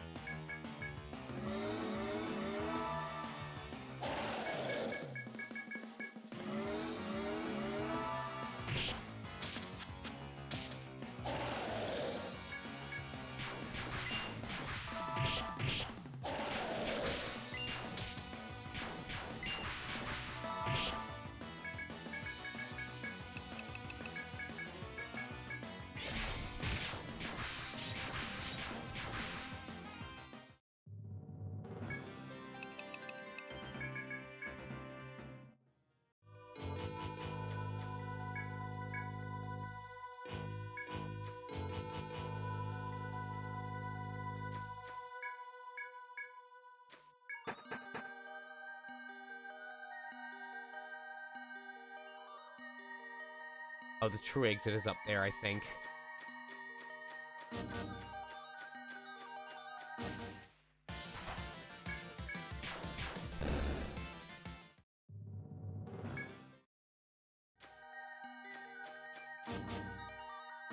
As you make slow but steady progress through the forest, a flustered sentry appears. We found her! That woman! The sentry appears to be relieved to see you. She went down the stairs ahead. The other sentries followed, but you better go too. The sentry then runs past you, saying something about needing to report the matter to Kudra. If he speaks true, you are closing in on the object of your search. You must be very cautious now.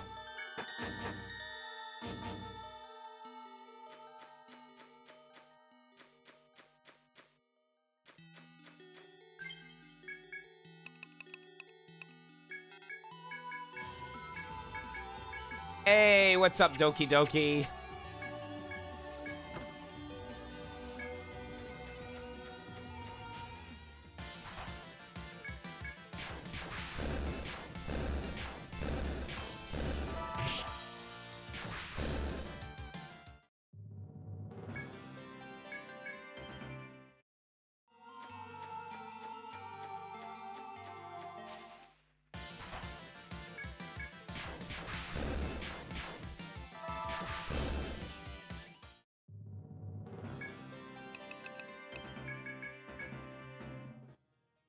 I like the item silly little sucker because it makes me think like you're saying a silly little sucker. Yeah. Like, I'm a silly little sucker. Yeah.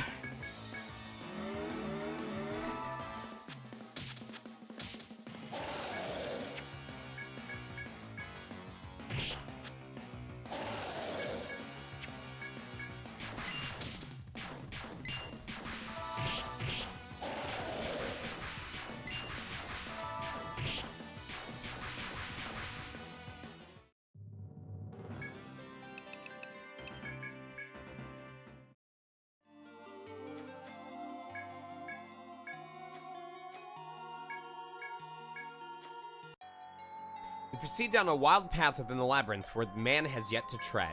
You step past a wall of blue rocks and coral to discover Olympia, the object of your search. Explorers of Elrican, do you still intend to proceed ever onward to the Deep City?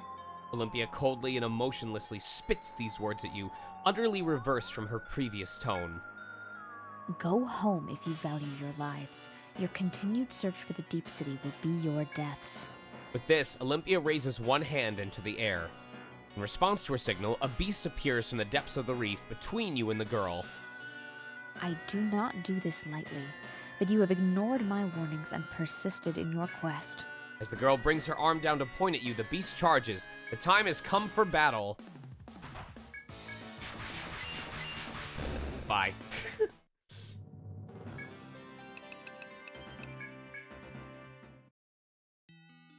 Olympia stares at you in disbelief as you cleave the monster in twain with a single strike.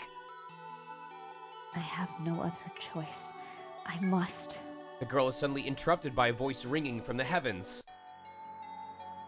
Stand down, loyal servant of the abyssal. Oh wait, my thing is not loaded. Hold on. That'll affect things. Alright. Stand down, loyal servant of the abyssal king. Your duty is done. Leave the rest to your king. Olympia also seems to hear the mysterious echoing voice and nods discontentedly. And you, small ones, mark me well. We have our own designs in stopping you. You have your own circumstances, naturally. Such is the world. The voice from the heavens takes a deep sigh, after which a blue sphere appears before you. This sea bead has power over this grove. Use it to make your way through the labyrinth to me. Ocean Master Kados shall greet you. Overcome that trial to gain free entry to the Deep City. The deep, loud, and clear voice slowly fades. After the voice dies down and you take the sea bead, Olympia walks towards the coral reef behind her. I suppose this is goodbye, members of Elrican. I doubt we'll meet again. She then dashes through the coral orchard with inhuman speed and disappears from view. This may be a good opportunity to report to Kudra and Ocean Master Kados and the strange sea bead. Seabed. Sea bead.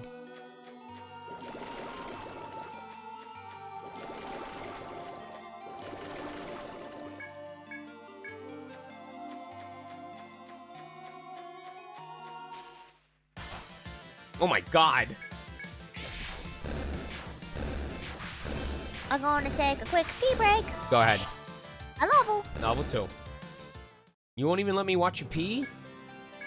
Do you want me to stream it? Ah, I Stream get the it. stream? Let's get it. Yeah, let's get it. Let's get it.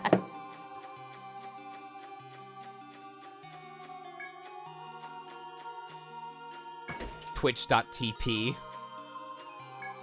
In a small room bursting with blue leaves, a young man watches over the injured sentries. Upon noticing you, he ambles over to chat. So, you're safe, Elrican. I was informed you pursued the woman. What happened? You quickly inform Kudra of what transpired, and he nods before speaking again.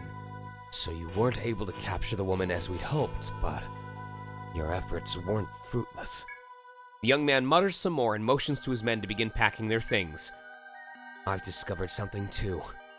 We should compare notes before resuming the hunt afresh. Though your mission is not quite complete, Kudra seems to think you should report to the Senatus.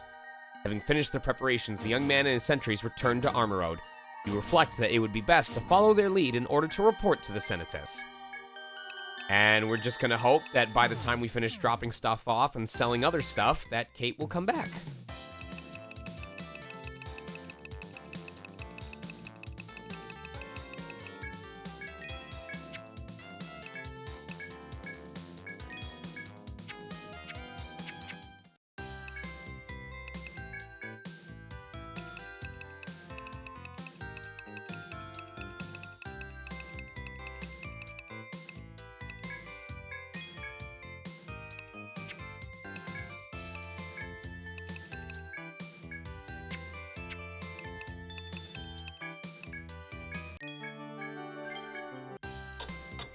I am back.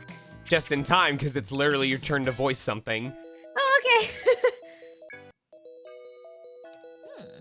You had the girl cornered, yet you allowed her to escape? Youth these days. But then Kudra tells me that the danger was such that the sentry team was decimated. Moreover, the information you brought us along with your own may open the way to the deep city. The time may be ripe to issue a mission to find the deep city and fulfill my long dreamt of wish. And that's where we stand. The woman escaped, but it wasn't a total loss. We have you to thank. I'll need that sea bead you said you were given in exchange for your reward. I don't think that was a very good trade. If you're willing to go deeper, all the way to the deep city, accept the next mission. For you, lady, I'll go as deep as you want me to. That's what I like to hear. As I thought, Guild Elrican, I assumed you'd be the first to accept this mission. That sea bead you retrieved, apparently it can control the currents within the labyrinth. Kujira and the sentries say they found a suspicious spot. Kujira, explain your findings to them. I don't have many details for you, but we discovered something on Besixth. One of the men found something unusual surrounded by the current. I checked it myself. It was a vertically flowing whirlpool. I got the sense it was artificial, not natural. You see Killian's post? There was also a pedestal that would have supported something about that sea bead's size. It's not for your butt, as I originally thought. You may be holding the key to further progress. Now, if you'll excuse me, I must be off to visit the wounded. And there you have it. I'll give you the sea bead to take back to the 6th floor. If it indeed unlocks a path ahead, there's no need to check with us first. Find the deep city. Be very careful, though. This mission will be much more perilous than the previous ones. But we won't find the location of that deep city unless we continue to press forward. Let nothing bar your path to the deep city, and come to me for your reward when you succeed. Sorry, I'm old and I can't talk right. I love how it's like, we've been searching for this place for decades, finds it in under 2 hours.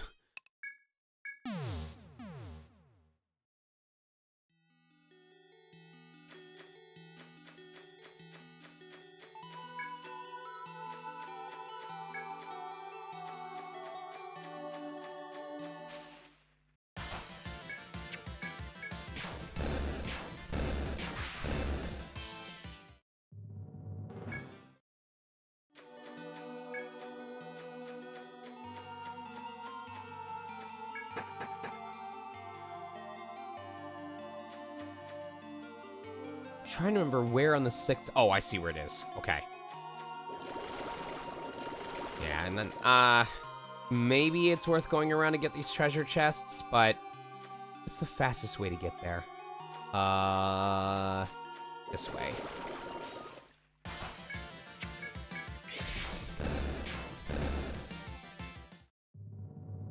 There weren't any currents on the 5th floor, correct? No, we're good.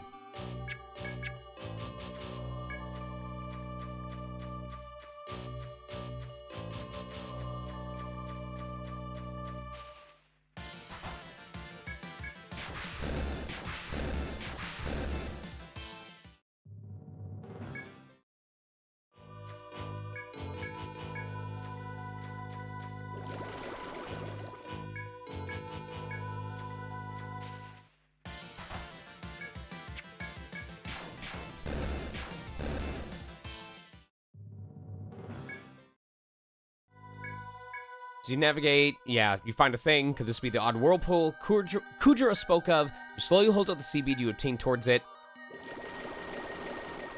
As you do so, flowing sound echoes through the area. Eventually the sound stops. The device has again fallen silent, and you doubt it will resume. You resolve to leave this room and explore what has changed. Stop the currents. So now we can go and get these treasure chests.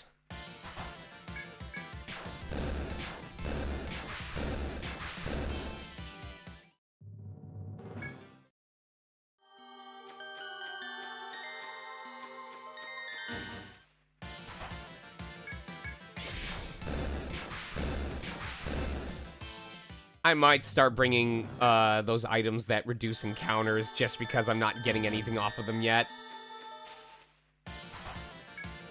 It's probably the biggest time sink that we're doing right now. Bring the farmer! Bring the farmer! You mean Slayer? Yes, I do. I am so fucking excited for when I get to use those books. The fact yeah. The fact that I have 45 of the power books. I didn't realize you had that many. I could take a character who only has 54 strength all the way to the cap.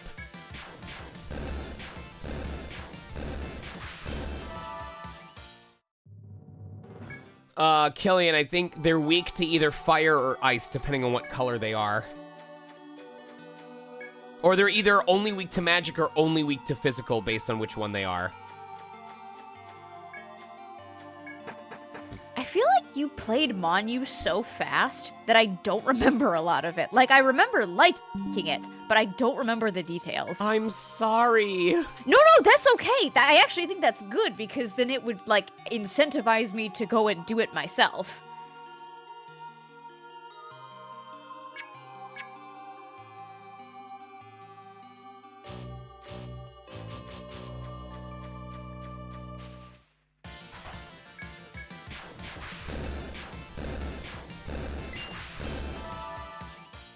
It's been a while, Killian. I unfortunately do not remember. There's probably guides by now. Skidium's having a Hazen moment. Scun. Scun. Scun! Scun.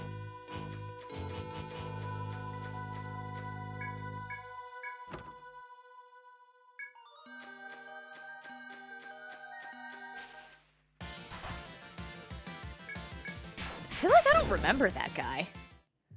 A turtle? Yeah. He was also an FOE in the previous game as well. Huh. I like him. He's cool. I think he was an FOE in the first game, too.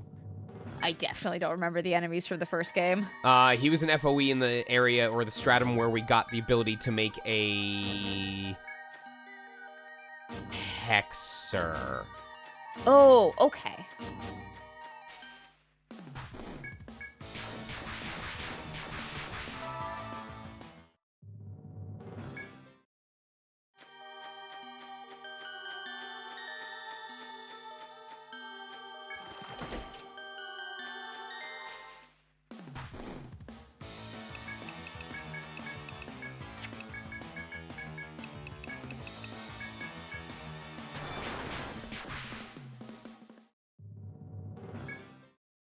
Hey, more books. All right. And more coupons. Coupon.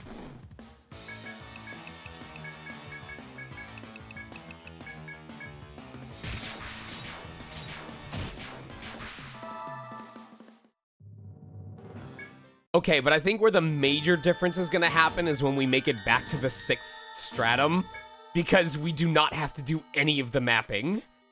Hell yeah. Also, 6th stratum is a little hard to say. When I used to teach or do corporate training about Six Sigma business practices, they would describe each layer of Six Sigma as a depth. So imagine professionally saying 6th depth. 6th depth. Oh, yeah, that's hard. As we approach the 6th depth of Six Sigma, like, I would struggle so much for that. Anyway, here's the boss of Stratum 2. As you stand before the door, you sense an overwhelmingly powerful yet noble presence. You suspect it is the source of the voice who commanded Olympia and gave you the sea bead. Oh, it wasn't the king, it was this guy. The door stands imposingly as if daring you to pass through. You wonder if you are ready yet. Yes. You've come, little ones. You must have been determined indeed to come so far. In this hall at the bottom of the beautiful blue ocean is a whale of tremendous size. The white whale gazes at you with clear eyes, glistening with intelligence, then speaks again. Your resolve is magnificent, yet your journey ends here. Rejoice that I am your final opponent. The hulking form before you lets out an ear-splitting roar of a battle cry. Steel yourselves. Oh, he's so fucking cool. Also, I love your deep voice for him. I do. You doing a deep voice is at. You are good at it, especially considering that your natural range. And is, he's dead. Like, Okay. Go ahead. Bye. no, finish your stuff. You fought with all your strength to defeat the mighty adversary. I mean, that's technically true. Its tremendous form lies before you, ready to expire at any moment. Oopsie doopsie, I made a major fucky wucky. Its weak voice echoes in your mind just before that same voice speaks to you out loud. Grand ones. I will bar your way no more. Continue forth and find the truthy woothy. Go to the deep city and meet the Abyssal King. Learn our reasons for occluding it. I wish only that upon learning them, you choose wisely and do not put pineapple on your pizza. With this, the Ocean Master closes its eyes, its consciousness fading away. The way before you is clear, but if you hesitate, perhaps you should return to Armor Road first. Alright, go ahead. What I was saying. Even though your natural voice is quite a bit higher than that, it doesn't sound unnatural or forced when you go really deep, which is really cool. Ah.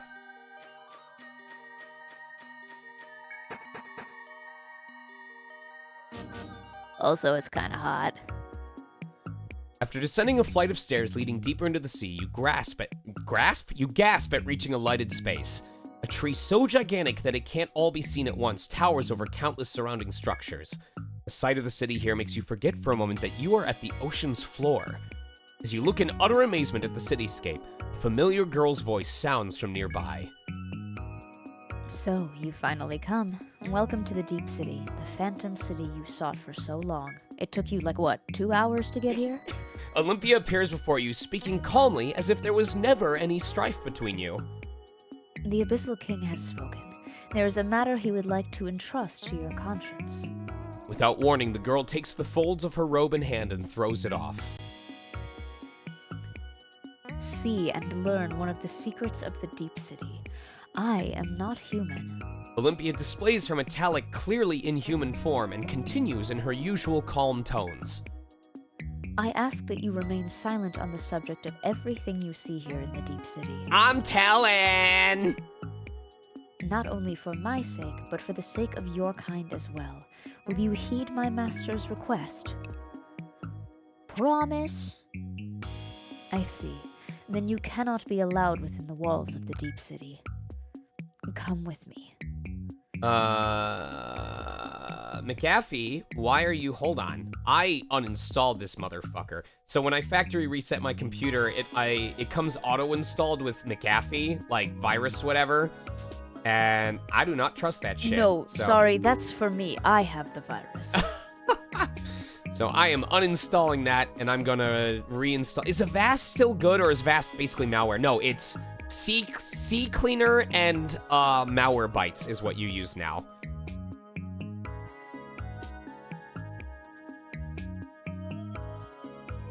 Could you uninstall Skype for me while you're at it? It keeps beeping in my ears. Her body buzzes every time a Telegram message gets sent. Sometimes, like, she's trying to sleep, and her ears go, boo, boo, boo, boo, boo, boo, Exactly, boo, exactly. boo, boo. The girl reaches out a metallic arm and forces you to follow her. There's a submagnetic pole here. Use it to be teleported instantly back to Armor Road. Olympia looks deep into your eyes and continues. Those who refuse us cannot be allowed to remain in this city. With those words, the girl pushes you into the submagnetic pole. Yeet. The pillar of light you're forced against warmly envelops you in a blinding flash. What? Okay. You've returned, Elrican. I heard that you had disappeared into the depths of the sea. I'll want a full report. Omit not a single detail. I've waited 100 years and 2 hours for this day. I will do this right after I switch the laundry real quick. Hun, should I feed the cats now as well?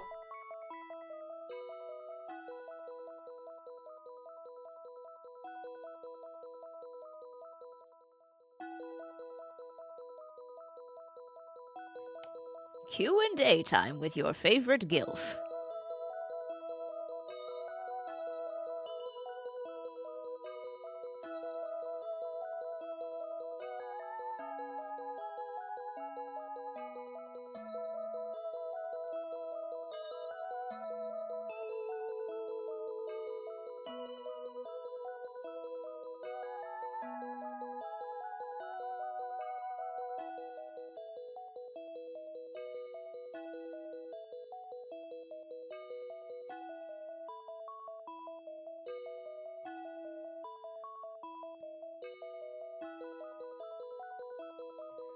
I like the ice cream with raisins in it. It keeps me regular.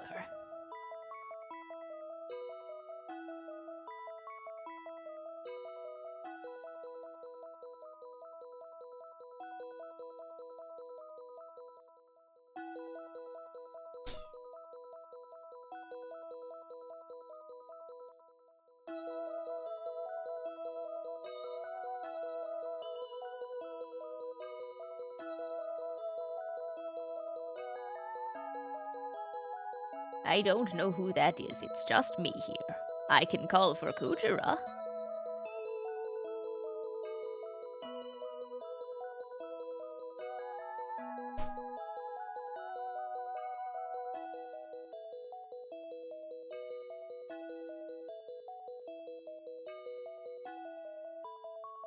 Oh, that boy's not a captain.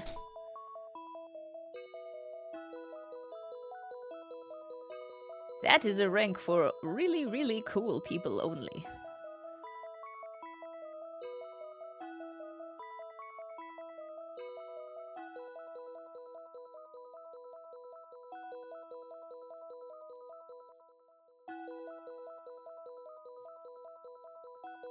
What did you say about Kujira's taint?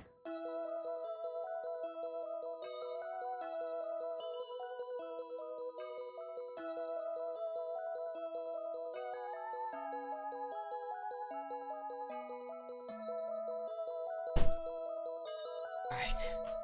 Sorry about that. Thank you for your patience. How dare you?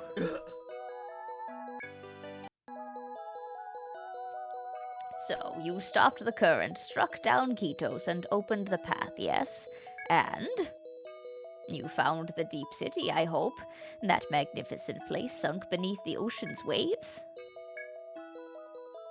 Really? You actually found the fabled deep city? Kate, I have to tell you, the way you just did that disbelief, really, that was really fucking hot. It was Thank such a good you. read. Thank you. Then we should soon find out what happened to him. You wait here. I'm going to fetch the princess that we might well tell her in person of the Deep City.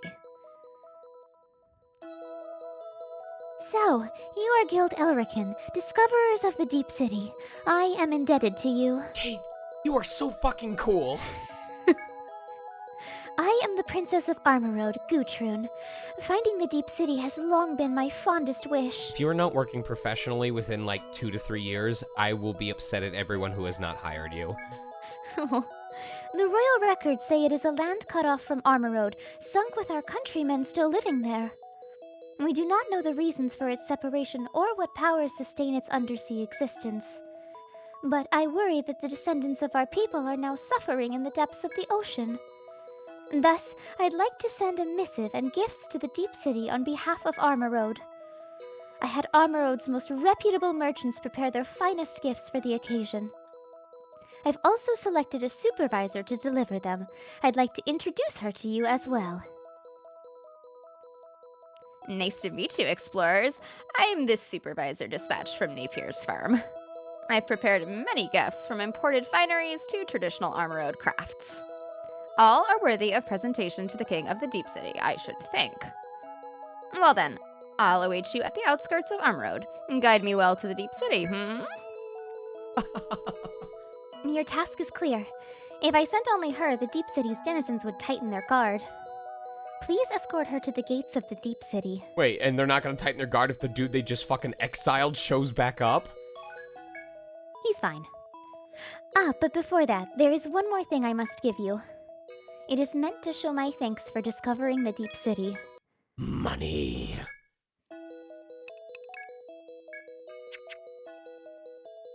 Please return to us once you've been to the Deep City to tell us about it. I'm very intrigued.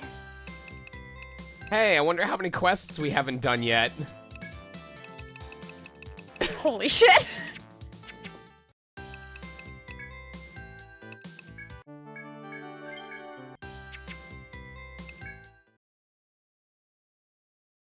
Are we all set to go to the Deep City? Then let's hurry up and go. If there's a city at the bottom of the sea, I can't wait to see it. Get it? See it? Oh, Sean. I told you to forget about the Deep City. You have no reason to be here. You tell her that you have been appointed by Armorode's princess to bring a letter of friendship. On hearing that, Olympia tells you to wait where you are and runs off. Some time passes before the girl returns.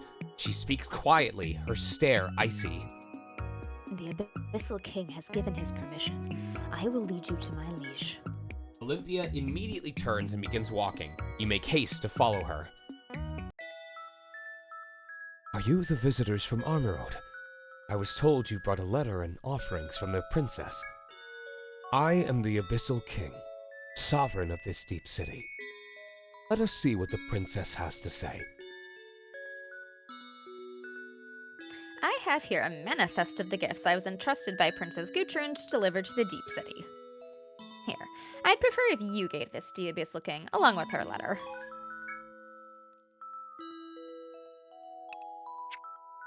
What is the matter? It is all one to me, but how else can you complete your mission? You hand over the letter and offerings.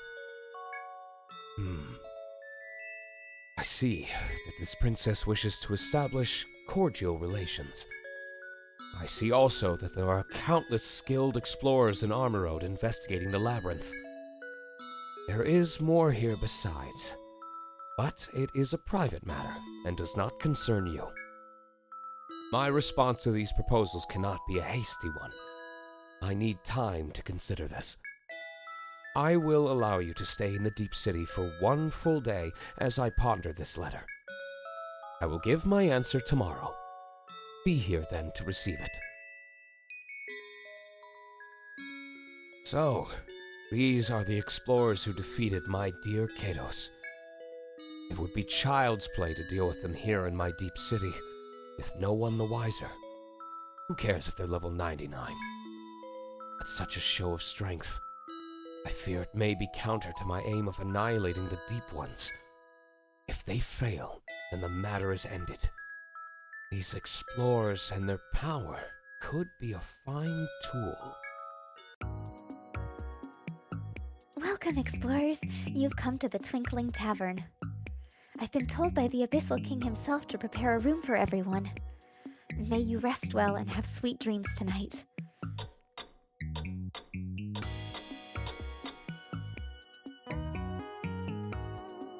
Good morning, everyone. Did you have a good night's sleep? Bitch, no, I closed my eyes for 5 seconds. Try harder.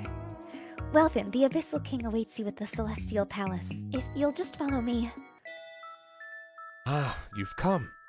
Did you sleep well last 5 seconds, explorers? Let us dispense with idle talk. I will begin by telling you what must be done. I have already accepted the princess's proposals as laid out in the letter under my terms. I will not open my gates to all and sundry, but certain explorers may enter my deep city. And I have one further request, which depends on your skills in making it as far as you have. It involves the deep city's future, but more than that, the future of all mankind. I cannot tell you the particulars, but it is tied to the reasons for the deep city's inception. If you will not accept, I must find another. But your inquisitive mind and prodigious strength makes you my most desired candidate.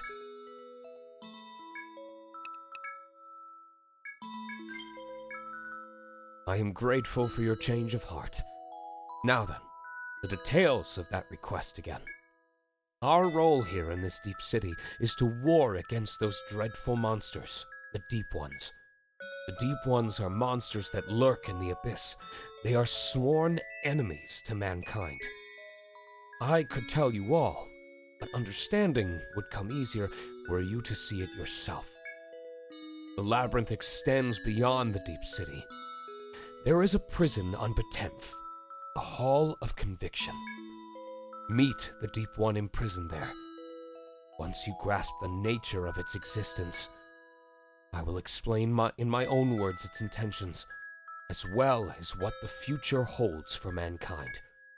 But first, in praise of your bravery, I bequeath unto you a technique handed down in my city. It was devised to combat the Deep Ones and dramatically heightens a human's combat effectiveness. In addition to your original specialties, you may learn and use skills of other sorts. But words alone will not suffice to explain. I suggest you put it into practice. May fortune go with you, explorers. We already learned a subclass. Who cares? The Abyssal King asked me to do my part to help out explorers like yourselves in the Deep City. The offering's all prepared, and my sister was excited. She gets that way about potential profit. Oh, yes, that Skinflint in charge of Napier's firm is my older sister. So I'll be running Napier's branch here. We have everything you'd expect from Napier's firm. I look forward to doing business with you. Here we go! Woohoo!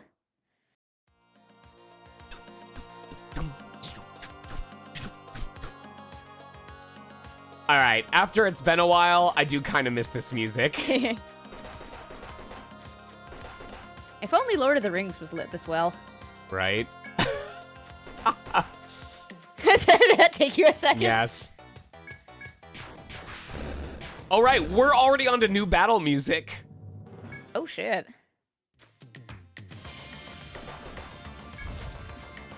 What up, Raker Bird?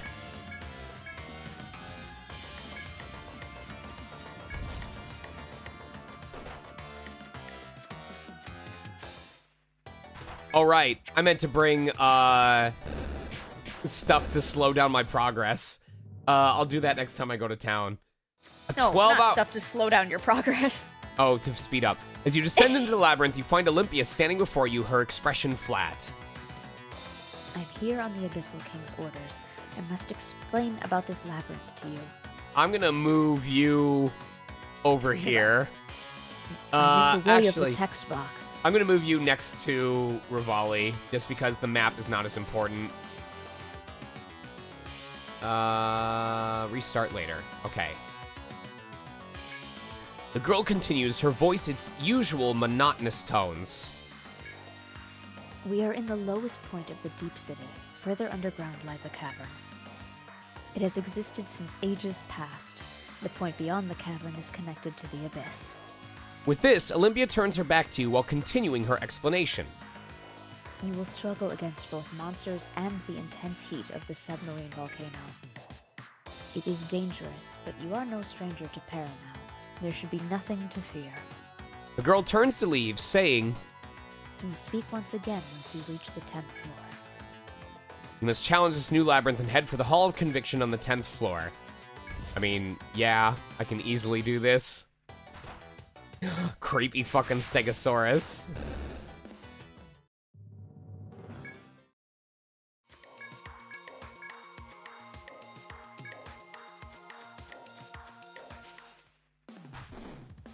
These guys gave me so much fucking trouble during the original playthrough.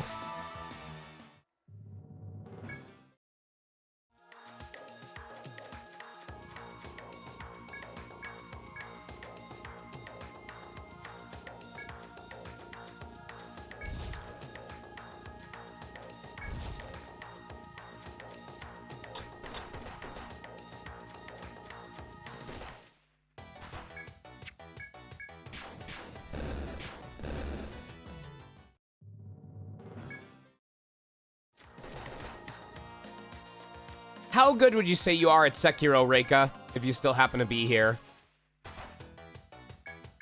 I've heard that game is really cool. Really cool, but very unforgiving. Yeah. A master. That's impressive.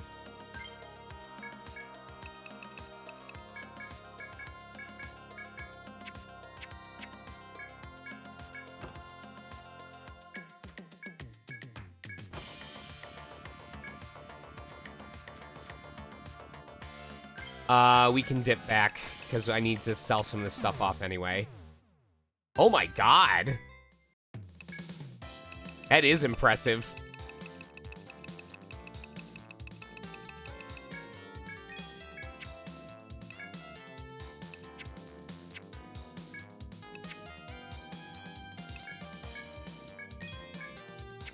Alright,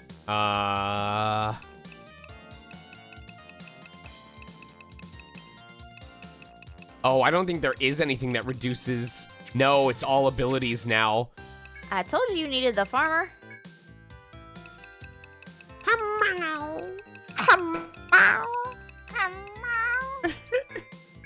You're way too good at that.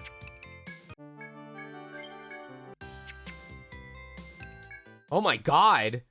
Oh, 8 to 12 more times. Wait. Are you saying like 8 to 12 more tries? Or that...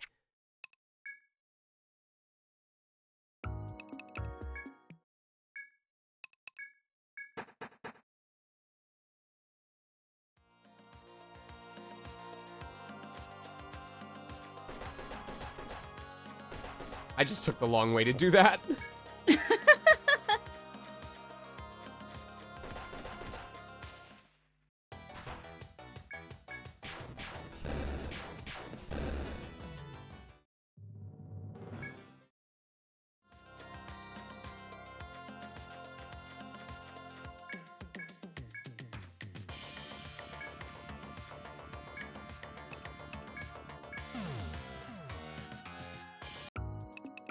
And now I should be able to go back there from Armor Road. Yes, okay, good. Oh, did you have to do the magnetic pole thing again? Yeah. Oh.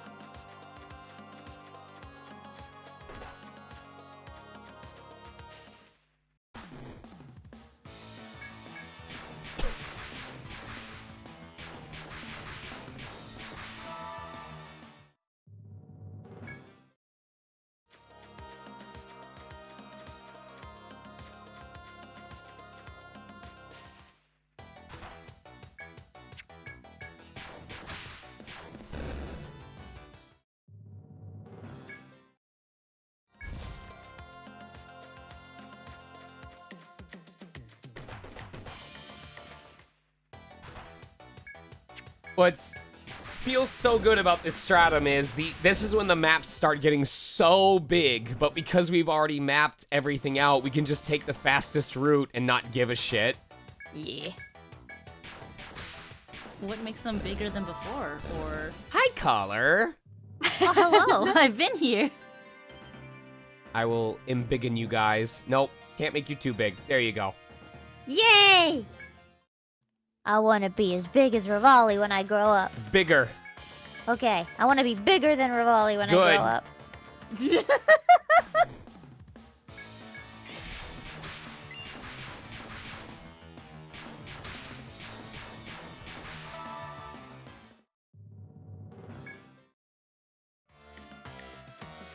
So, Color, we started not a brand new, but we started our second playthrough about 2 hours ago.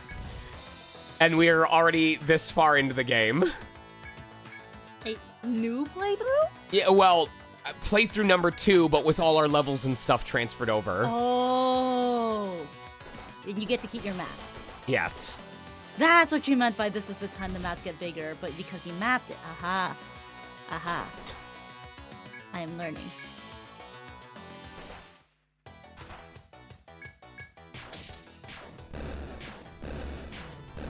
Hello, everyone. Hi, Color. Hi, Kate! How you doing? I am existing, and I saw you guys, and I wanted to be like, hey, they're doing that ETRIAN thing. Maybe I should go and peek in and watch them do cool ETRIAN things. My main goal is by the end of stream tonight to get to the start of the 6th stratum, to kind of justify farming up levels and doing the quests. But that largely depends on how quickly we get through the new story content. I can't believe, because we started stream at like 6:15. I cannot believe it's already 9 fucking p.m. It does not feel like the time went by that fast.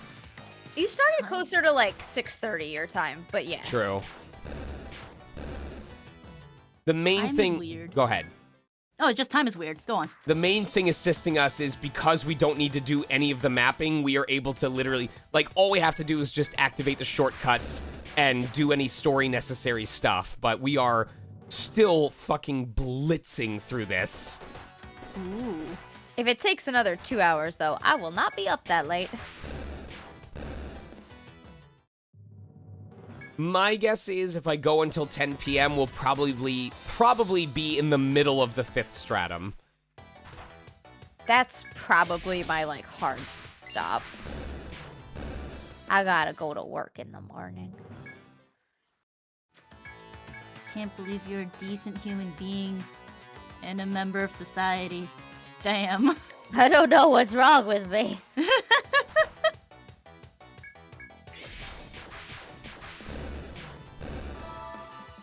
All right, we gotta go to the prison. You're gonna go to prison? That's right. For piss-related crimes. We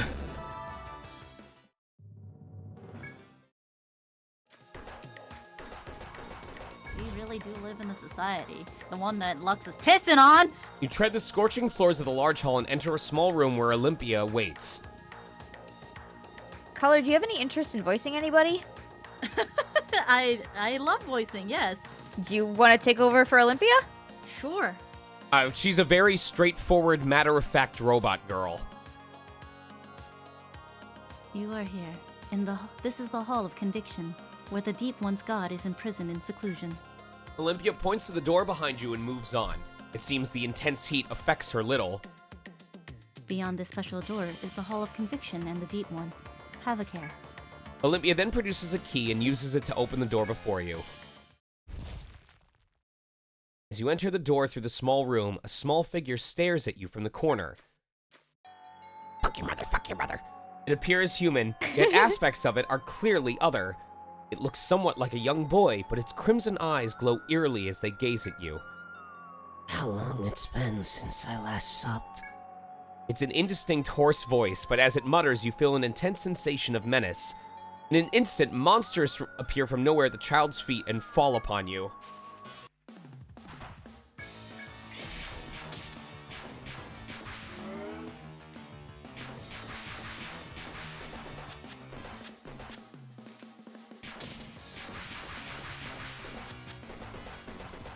how's your voice been, Kate? It's still not quite at 100%, but it's getting back there. Okay. The child before you gazes at you with curiosity as you defeat the Piscine grotesqueries. Its eyes are filled with joy and wonder. It is clear that it takes delight in your presence. Despite its rapt expression, you wonder when its blood and flesh will again become monsters. You are not quite sure whether to draw arms and attack or attempt to parley with it. Trapped beneath the ground as I am, 'tis to be expected that my power is diminished. As you draw near, weapons at the ready, the child sighs while swinging one of its hands. The blood flowing from that arm instantly transforms into more of the hideous creatures. They're not hideous, they're nice. So this is definitely good looking. This is definitely new because last time we said just wait quietly and see what happens, he just continued talking and there wasn't a second fight. Child before you gaze at you with curiosity. Okay, it's the same thing. Guys, you wonder.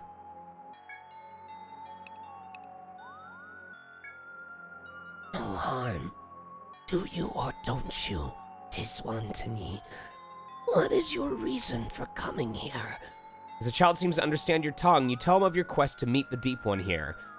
Deep One. Such a foolish name have the sons of man given to my people. The child's sneering words drip with venom as its crimson eyes continue to gaze at you. If you come not as sacrifices to me, I hence, contrary to all appearances, I am rather busy. The being you know as the Deep One then closes its eyes and ceases all movement. Now do you see? That is a Deep One, mankind's worst and most fearsome enemy. Olympia speaks, having apparently entered the room without you noticing. This childlike thing is their king, called it the eldest one. You have now seen its spawns. The Abyssal King captured it over 100 years ago. It has been sealed in this hall ever since. As Olympia tells you this, the Deep One smiles from time to time, listening with closed eyes. I am not king yet. In human terms, I would be something like a prince or princess. Olympia glares at the childlike being, then looks back to you and resumes her speech. You know now of the Deep Ones. Your duty to the Abyssal King has been discharged. Olympia then directs you to return to the Celestial Palace to meet again with the Abyssal King. After looking once more at Olympia and the Deep One, you decide to quit this Hall of Horrors.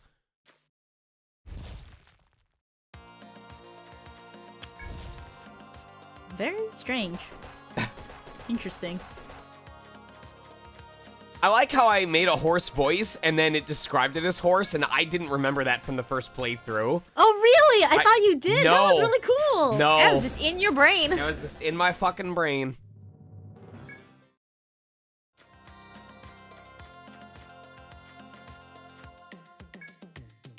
As you cross the Scorching Hall, Olympia steps in front of you. What is the matter? Go back to the Deep City immediately and report to the Abyssal King. Olympia stands before the door, blocking your passage. It would be best to return to the Deep City for now and inform the Abyssal King.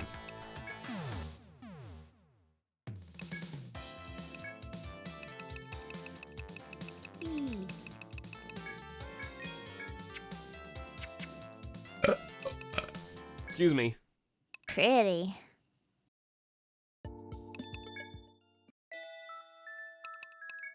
God, he's pretty. So you've returned, explorers. Olympia tells me you met the Deep One and lived to tell the tale. What you met was their eldest one, a dreadful thing who dwells in the abyss and spawns young. When I learned of that threat as Armor Road's last king, I fulfilled my duties to protect mankind. Ancient lore of the royal family speaks of evil presences lurking in that abyss. Our source was Yggdrasil, the mysterious yet wise tree that towers in the center of our city. Yggdrasil granted us with superior technology. In return, we swore to protect it from the evil. I accepted and submerged a part of Armor Road to the ocean's floor. We fight that evil to this day. Am I giving you too much to digest? It is important that you understand this matter. If you have any remaining doubts, then loosen your tongues. Olympia is my faithful friend and servant. She is a powerful woman who supports me in my struggle. But that was not the intent of your question, was it? She is not human. Hers is a life born from the forbidden knowledge given to me by Yggdrasil. She moves and speaks as humans do, yet her strength is far mightier. Try and treat her as you would a normal person. Yggdrasil is the world tree. It may be difficult to credit, but I can converse with Yggdrasil. Since ancient times, only those of Armorode's royal family have had this skill. It was knowledge gleaned from Yggdrasil that brought advanced technology to Armorode.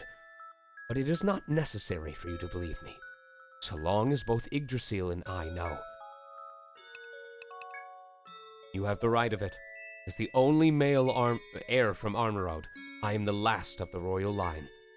In a more peaceful time, I would have wed and lived a normal life.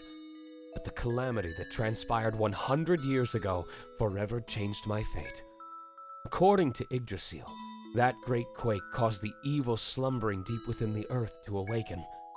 At that time, the evil spawn rose to Armorode, resulting in many gruesome assaults on the people. Yggdrasil claimed that only by sinking to the abyss could I prevent the evil from stirring.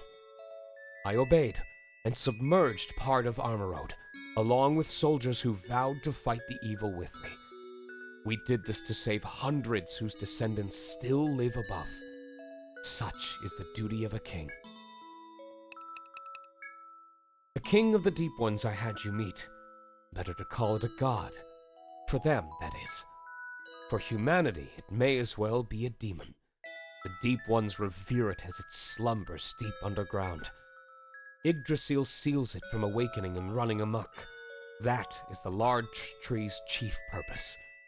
Perhaps you think all this quite absurd, but remember what you saw below and try to understand.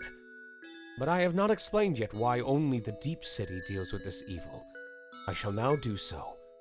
The evil lurking in the abyss is aware of humanity and thrives on emotions such as fear. Should Armorode's populace learn of this evil's existence, even Yggdrasil could not hold it. And so, the fewer who know of the evil, the better. That is why we of the Deep City hide ourselves. Now that you know this truth, you are honor-bound to join our struggle against the Deep Ones. But first, I should reward your service in traveling to the Hall of Conviction as I asked. Take this. It is also a king's duty to encourage fine work, after all. Oh my god, I talked so fucking much. More! But I have a separate favor to ask. It is related to your guild. Hear my request. What's this? What I have to say concerns you. Protocol demands you at least lend an ear. Explain it to them, Olympia. Travelers from Armorode, your home, have entered the Deep City. Some have even passed the Hall of Conviction in the third stratum, going as far as they have means provoking the Deep Ones. This is bad for all concerned. It would be better if you went to dissuade them, rather than myself. That is all. And so we stand. I hope that you succeed in finding the trespassers and coaxing them away. Try to resolve this as peacefully as possible. I am relying on your skill, explorers from Armorode. Oh my god. Take a Kept sip. on going and going. It's like a Subaru in fucking episode 18. I love that even in the moment we're like, no, please don't talk anymore. He's just like, are you sure? I should be talking more. Right? It's like, I don't remember giving you a choice, Olympia. He looks like he's missing a leg. He is. Why are you hurting legless people? Or kitties?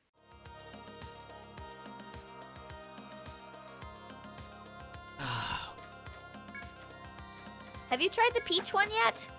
No, not yet. I want to know how it is when you try it. See, what pisses me off about this is she's blocking the way to this shortcut, which means it's the only reason why you have to go all the way back this way. That's so mean. Thank you, Becky.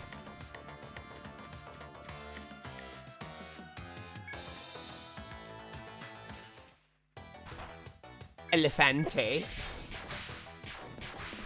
They're just Steve's cousin. They're Steve's cousin. Clean bill.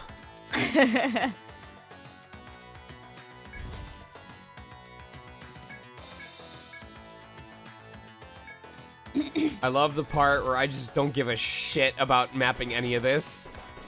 You can just go. I know. Yeah. The story lore is the longest part of these streams right now. Uh-huh.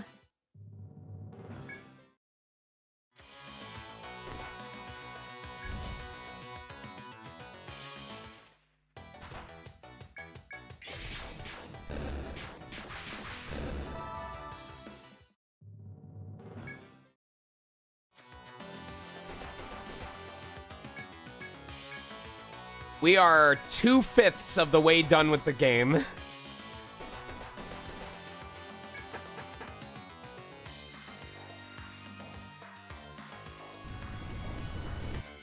Alright, I am definitely gonna wait to fuck around with these treasure chests until after stream. That's gonna eat up so much unnecessary time otherwise. Those level 99s look so nice. I'm so happy. Very good. Yeah, because I'm naturally gonna have to come back to these areas anyway when I'm doing the 500 fucking quests that I'm not Right. touching right now. I'm gonna bring a gallon of water to that stream. Oh, we're not... I told you I'm not narrating the quests again. Oh, okay. I thought they were new quests. No, I only said any new story content or stuff that I'm forced to experience again, I'll have narrated. But stuff that is literally just going to be the same exact thing, like the quests, I'm just going to do off stream. Oh, that's fine. I thought some of the quests were new. That's why. No. As you walk the scorching caverns in the undersea volcano, a figure appears before you. I'd thought to encounter the Deep City soldiers, but it's only you. Come to stop me, huh? The young man Kudra's manner and smile are both insolent. I hadn't mentioned it, but in truth, the Senatus and I knew all about what goes on down here. We knew, yet we still sent explorers into the labyrinth in search of the Deep City. It was all in anticipation of this day, Says the young man while gazing at the lava. The princess is at the center of it all. The Senatus and I fought so long, all for her sake. The young man has an oddly far-off look as he speaks, as if he is reminiscing. Listen well, Elrican. You do not know the truth of this matter, or who your real enemy is. Go to Armor Road. Listen to the princess at the Senatus. Then the truth will come to light. Kudra makes as if to leave the room, still speaking to you. Decide for yourselves what is true and what is worth fighting for. It can only come from you. If you understand, then go, Mutters Kudra, as he blocks your path without meeting your eye. It seems you have no choice now but to hear even more fucking exposition.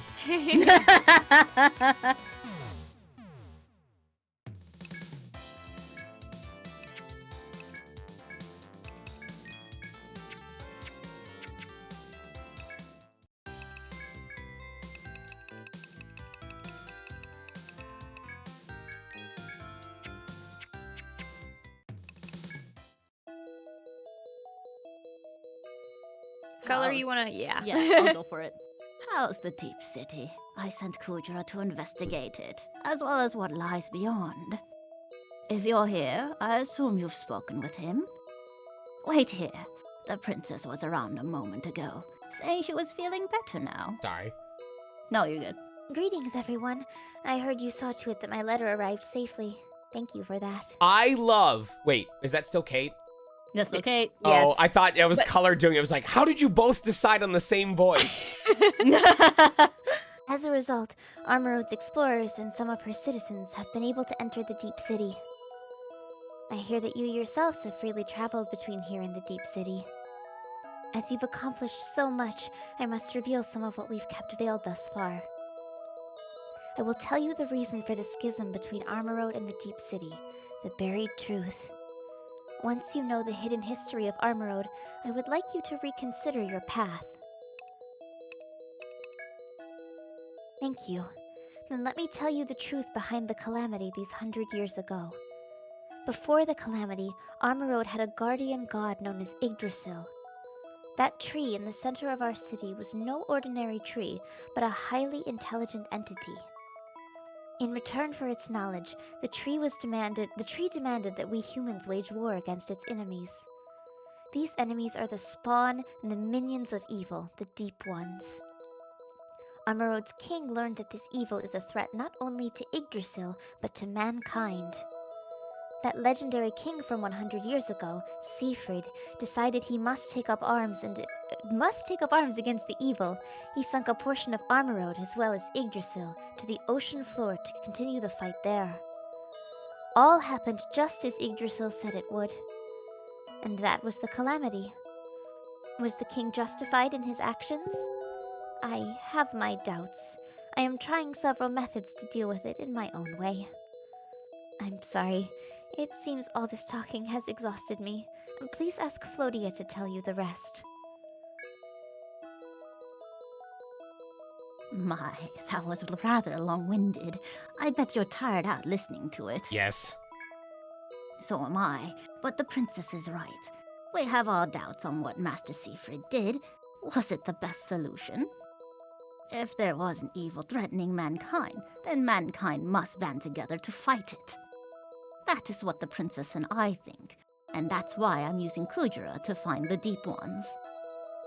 If we can defeat him, as well as whatever evil leads them, there will be no need for the Deep City.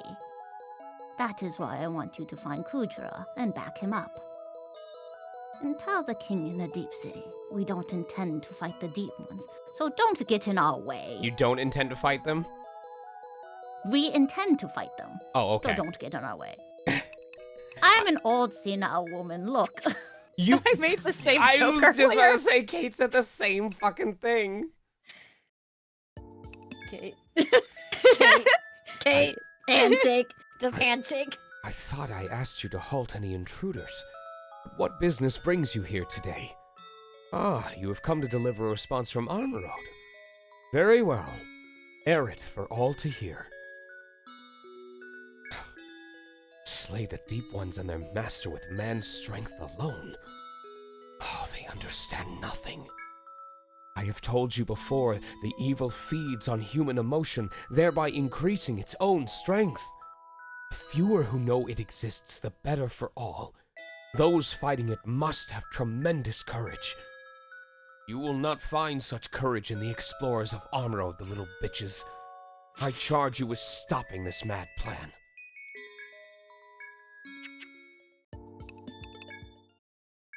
Can I please make progress and get my subclass, please, for the love of God? Subclass, subclass, subclass! Dom class, Dom class, Dom class.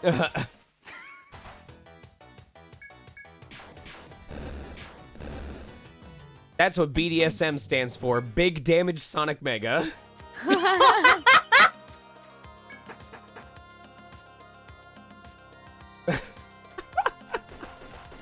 I hate that I came up with that. That was very fast. He does that. Sean has a thing with acronyms where you can present him with like 6 letters and he's like, I know what those there mean. was one. Hold on. What was it that you typed to me? Like, I don't know if it was like a it was the confirmation number for the hotel that you were staying at. Yeah, the New Orleans one, yeah. I can't even say it on stream, but can I send it to Color? Yes, you can send it to me. All right, Color, check your DMs. So normally Kate and I will just take our 6-digit or 6-character confirmation number from our airline flights and do that. But Kate sent me the one for their hotel confirmation, and I had that written in under 5 minutes. Kate literally, she looked at me virtually through the phone and went, "How the fuck?"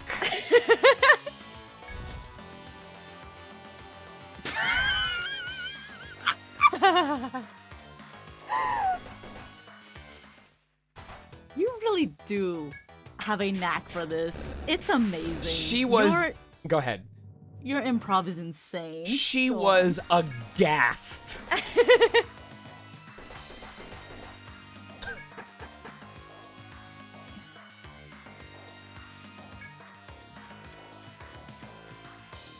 A figure is standing within the scorching cavern as if awaiting your return.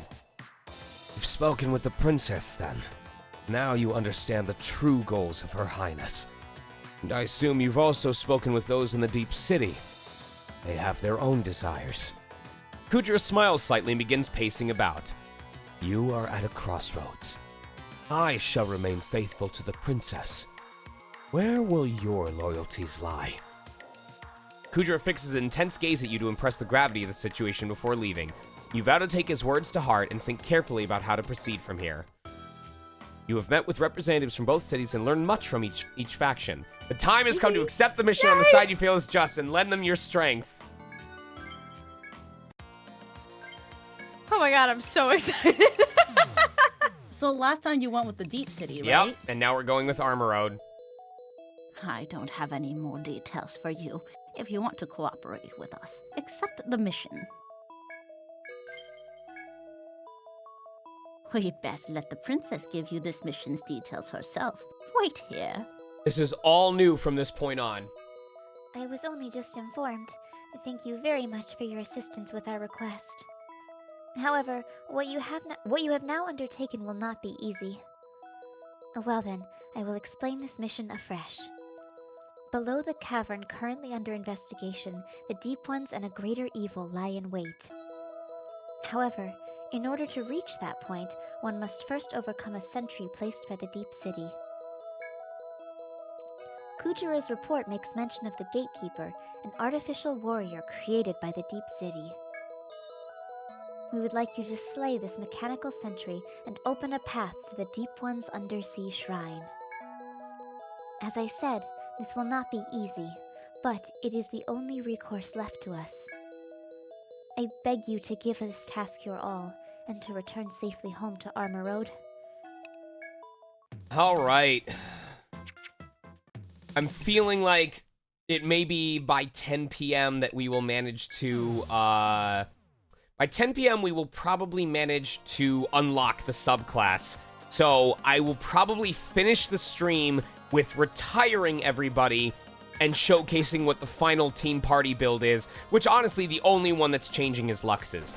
But we'll probably finish with that, apply the initial skill points, and then we'll call it stream while I rest my voice and use tonight to start working through the quests. Lux isn't the only one changing. Oh, that's true. Lumi is also changing. My apologies.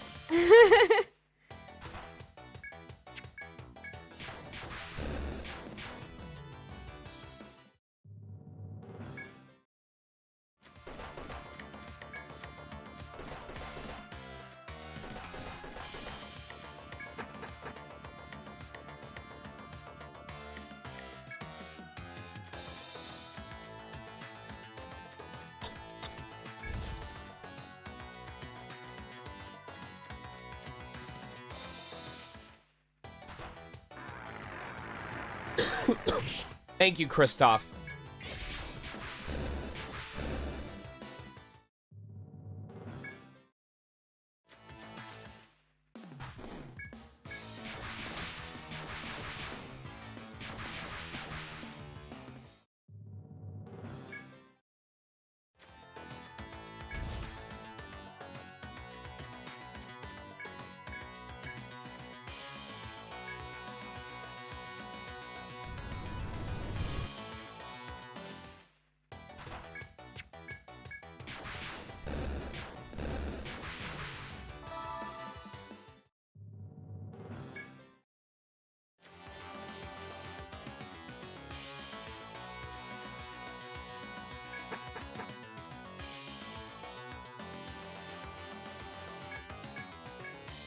Oh, it's so nice just blitzing through these floors.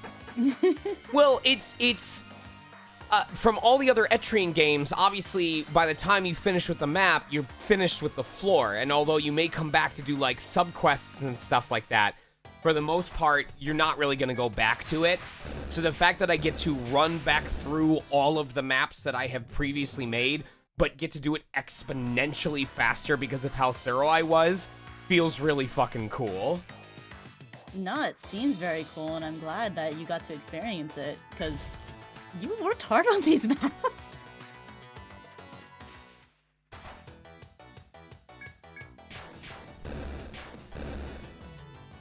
It's just also funny, because it's like you specialized in a thing, Right. and so you're telling your friends all about the specialized thing, but you know your friends can only understand like a portion of how cool this is. Right.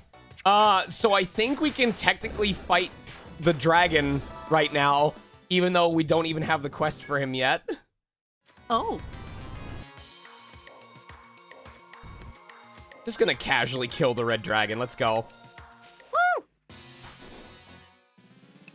I remember this guy.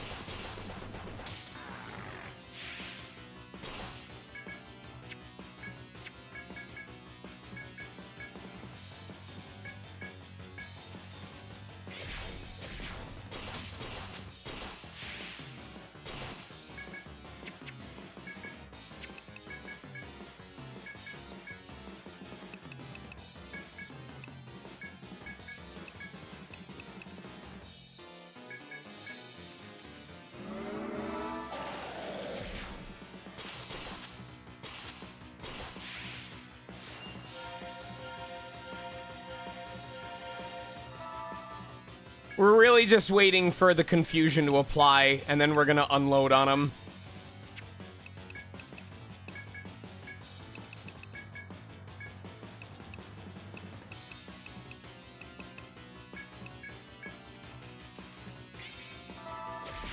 There we go. All right, now we're gonna fuck him up. Hopefully.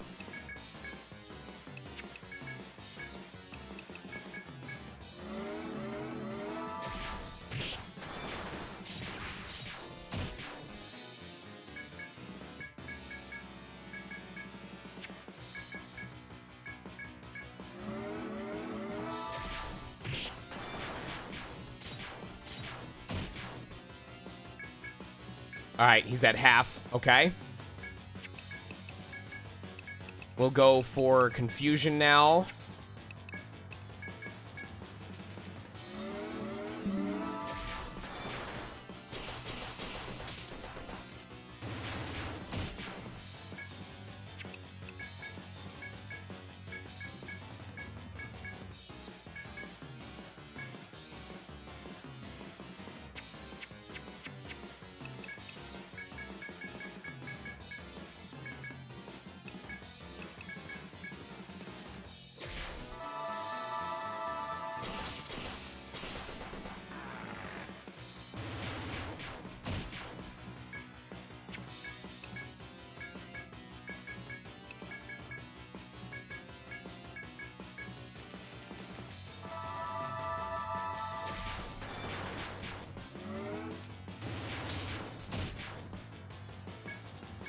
And he's definitely dead. We'll do line guard just to be safe. And add Nihilo. And he's dead. Woo! Alright, back to what we were doing. I gotta tell you something important. What? I love you. File it. I'll look at it later. Love you too.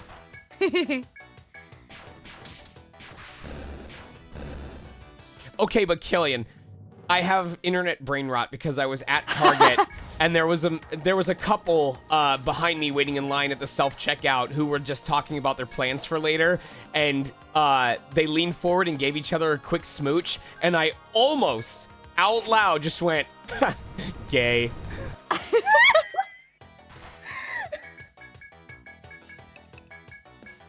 I kind of wish you did, but...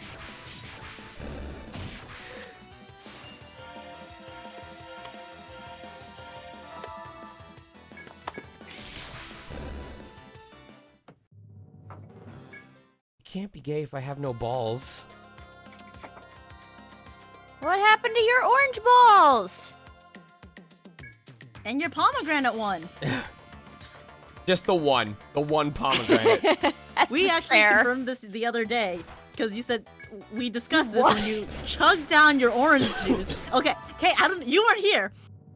This man chugged down. Do you know the Simply Lemonade? Simply Orange, I have heard tale of the chugging of the juices. So, chat and the mod team decided he needed to hydrate. He's like, I'll hydrate soon after I do this because it's gonna be perfect timing after I'm done with the thing. And we're like, okay, but you will. And so that cued everyone to just redeem the hydrate button 20 times total. And so he's like, fine. So then once he actually got to the time where he was able to do it, he went, oh, let me give a raise. Hello, Senti. Hello, Senti. So it turns out that yesterday when we streamed, Senti rated us right as I ended stream. Aww. Oh. Okay, I guess that means stream's over. Bye. Yep. Bye.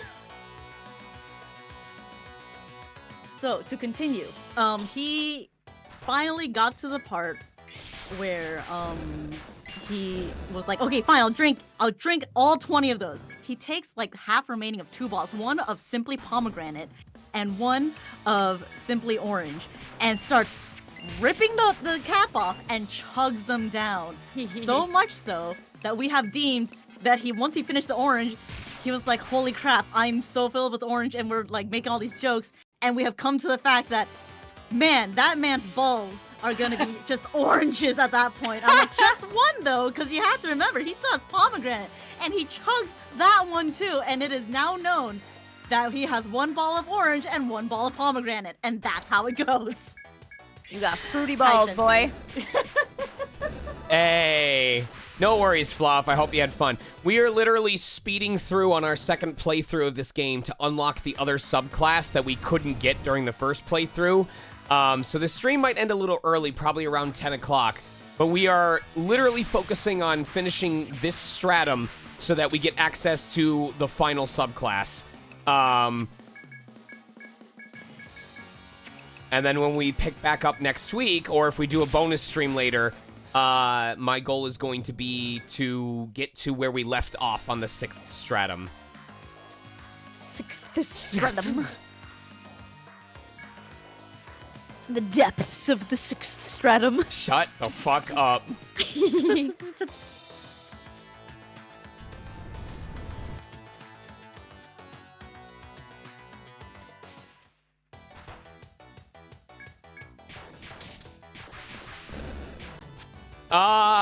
I am keeping it a surprise. I've kind of hinted at it before, and because it's relevant to the character's lore, because when I was creating these characters, I said whether or not Lux will have to continue to hide his skill set depends on which path you guys take. So it kind of already hints at what it is, but for people who haven't played the game before, I haven't outright named it because I didn't want people to decide which one that they wanted based off of the class that I described. I want it to be based on the story lore of, like, who do you want to support? Aww. I love this party. Yeah.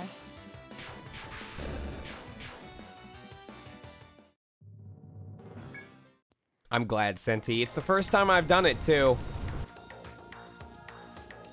I have a core memory of running to the bathroom, sitting down on the toilet, and then you immediately going, Kate, I figured out a class for you! And then you coming and checking out going, oh my god, yes! Uh-huh. That's so cute. Oh, did I not mark this? You fool. I have a whole piss thing that I didn't mark. Unbelievable. Oh. So much for completing all the maps.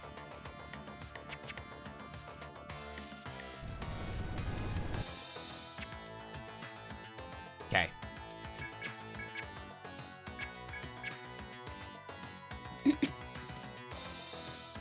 Where am I going? This way. There it is. I like him. His snoot my is God. the best. Yeah. Let him do it for you.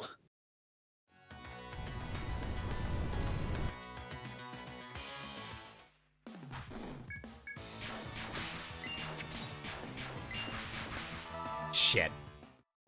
Ooh.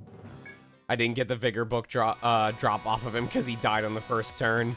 Oh. That's my fault.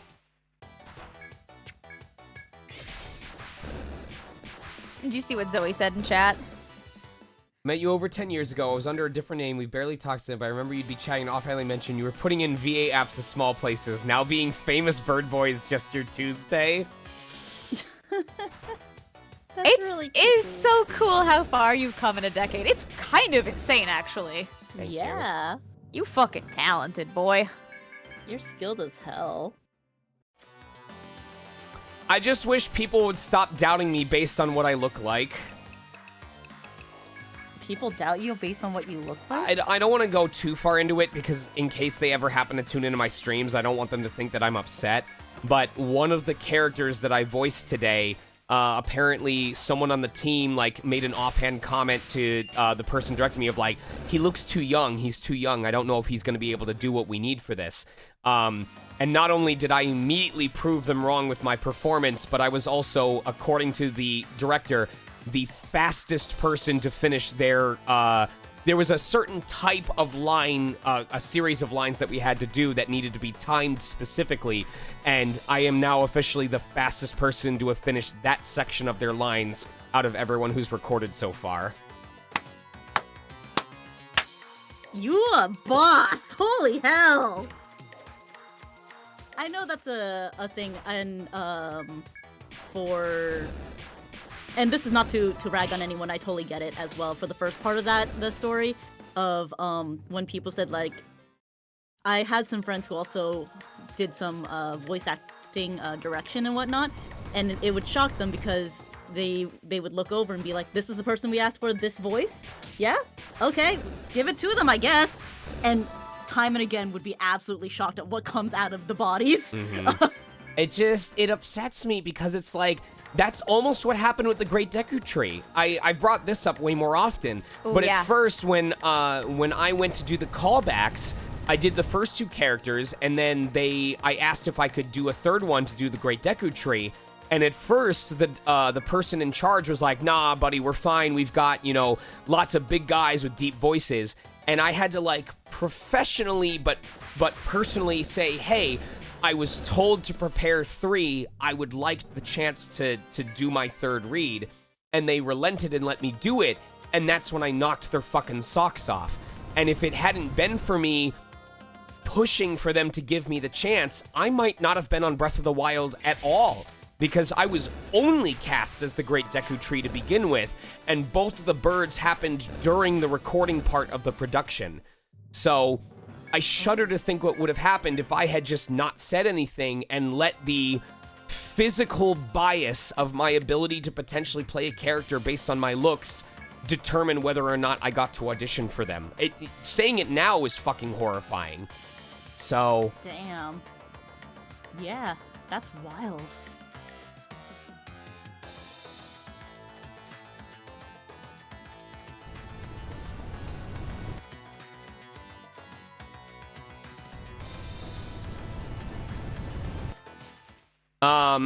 Anyway, so I'm grateful that I was able to prove them wrong on this project because I certainly hope it not only makes them think better of me, Yeah, I remember that story. Tell me a news story. But it makes me shudder to think because there are times when we are asked to send auditions in and it requires us to send a headshot in at the same time. So now I think, like, what if this project had required me to send a headshot in and whoever was in charge of casting was like, oh, well, based on how he looks, we don't think he'd be able to play this type of character. And I'm just not even given the fucking chance. That's disappointing. Anyway, time to beat up a boss. Woo! As you weave your way through the labyrinth, a familiar face stands before you. Finally. What took you so long? The young man smiles sardonically before continuing. Past that door is the path deeper into the labyrinth, protected by the monstrous gatekeeper. I went in to have a look for myself, but that may have been reckless of me. Blood drips from Kudra's clothes as he smiles wryly, his damaged armor hinting at a fierce battle. That colossal machine. It did something with its arms, releasing a shatteringly powerful light. I avoided the brunt of the blow, but look at me. I'll have to entrust the rest to you. After finishing his story, Kudra sits cross-legged, using his katana for support. If you are truly prepared, you should have no problems. Open the door and face the gatekeeper. I'm such a big fan of Kudra's design. Immediately on entering the room, you spot the colossal steel-clad warrior. It is the dreadful gatekeeper, whose name you have heard many times thus far. Now do battle with the fiend, for the sake of the princess and the people of Armorode.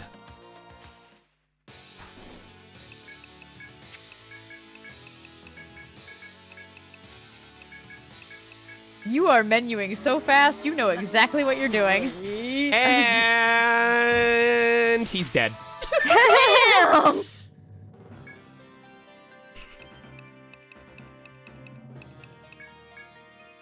Goodbye. You used all your might, technically true, to stop the seemingly inexhaustible construct. Your mission is a success. You pause, pondering whether to report to the Senatus or press on. Is he here? No. Okay. You I probably will. have to go back. I will press on just to activate the shimmery, shiny, glowy transport thingy.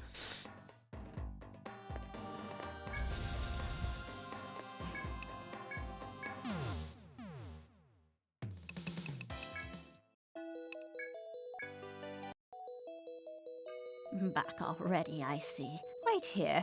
I'll call for the princess. Hold on, Sage is calling me. She's the princess. Hello. That's absolutely fair. What's up?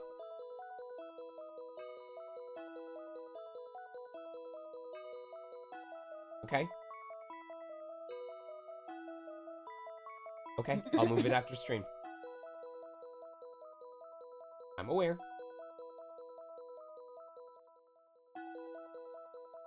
Alright, love you.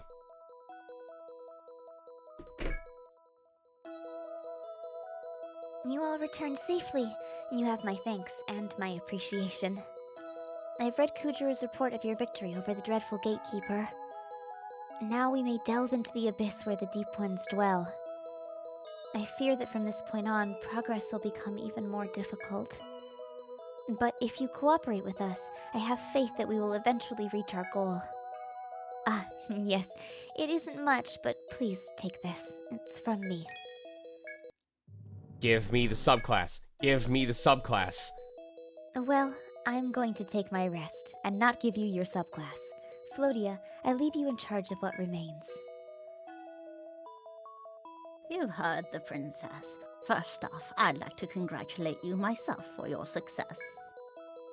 Second, this is for you. Kudra told me he'd be willing to leave it in your care. Fluff says both of these voices are perfect. Thank you! They are incredibly talented. Thank you. Whether or not you find it helpful all depends on how you use it, so consider it carefully. Yes! You may now register Shogun as new party members at the Explorers Guild. Hold on, I'm not Oh my quite god, shut up, done. bitch! No, about that fourth stratum we were able to reach thanks to you. Now that we have access to the undersea shrine, I have a new favor to ask. By all means, make yourselves ready before you accept it. It'll be impossible for anyone but you. A new mission is available, and we will accept that mission. We'll accept that mission and just do one more piece of story before ending stream. But first, it is finally fucking time. I'm gonna save just in case I fuck this up. I am so... And then Lux was an Igdroid. I am so... Oh, this music feels so good. I got chills. I'm so excited for you. Yeah. I have to sell inventory? Okay. I didn't realize my inventory was full, but hold on.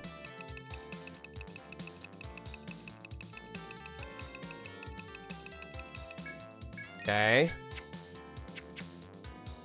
And then... what else can we store here? Nectar. Frost jar. Oh, right. All the books. Okay. I don't think you have enough money.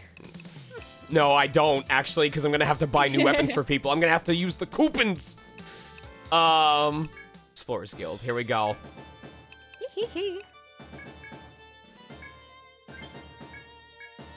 Yeah, new apprentice. So, the Shogun is more of a support class versus the Ronin. They have two different builds that you can try and use. The first one is the Shogun is the only class in this game that is allowed to wield a second weapon in exchange for one of their armor slots. The reason why this works with Lux being a Buccaneer subclass is because Buccaneer has a passive that gives them a chance to attack up to 4 times with their equipped weapons. Which means, as a Shogun Buccaneer, if you're very lucky, you can attack 8 times in a single turn. Unfortunately, that is not their strongest ability. You may have probably seen guides online that talk about abusing Warrior Might, because if you have a party of multiple people with Warrior Might, and then you have 2 or 3 other people do standard attacks or hit multiple times, the people with Warrior Might will follow up every single individual attack. To give you an idea of how powerful that is when you abuse it, with a party of 3 Gladiator main class Shogun subclasses using Warrior Might and having fully charged their attack power, it is possible to one-shot, or technically one-turn shot, the true final boss of this game on the hardest difficulty. Holy shit. That is how much damage that you can do. So if I wanted to completely cheese it, that is what I would do. But you guys know me, I like to divvy up my classes and have everyone be a unique class and subclass with none of them being doubled up.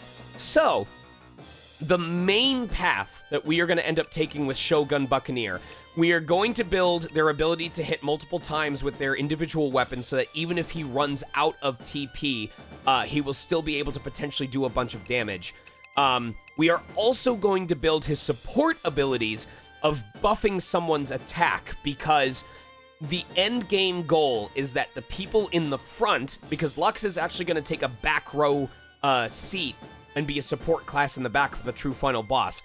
The idea is that he will be buffing everyone's attack power for the most part, and then assisting with DPS at the end.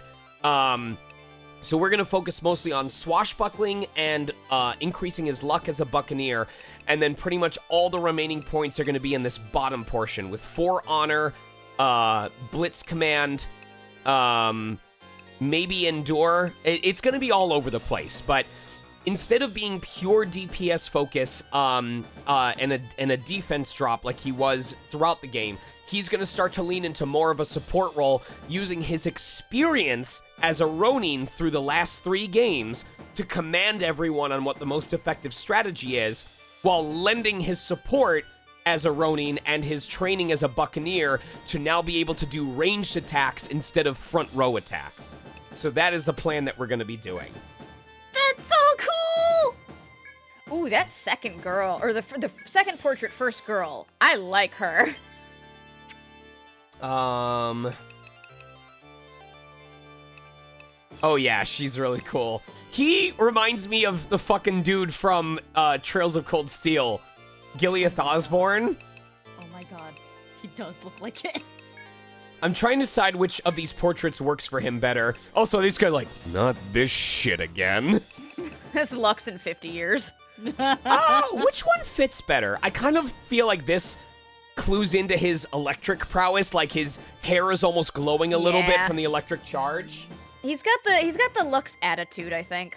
Yeah. The black hair with the blue and yellow of the Lux Ray. I Oh, love I'm the not armor, even looking though. at his armor. The armor, yeah. That his is armor true. Looks real sick. Yep, that makes sense.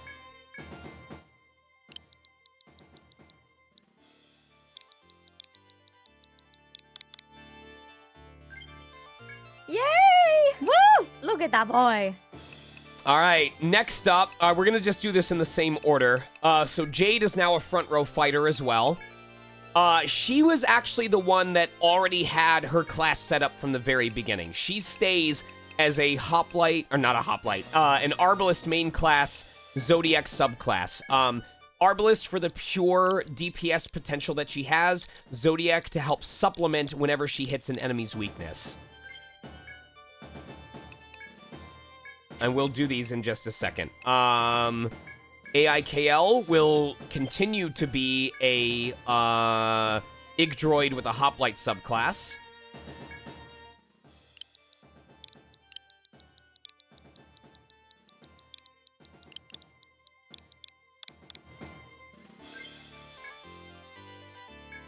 Lumi is the other one who ends up changing a class. Kate, would you like to remind everyone of the original versus why she's changing her class? Oh, I thought you were wait. gonna do it. We need to pick the portrait first. Which one did you want? It's under Gladiator, Okay. and it's the fourth. Yeah, her fourth one. No, This go back. one? Yes, that one. Okay.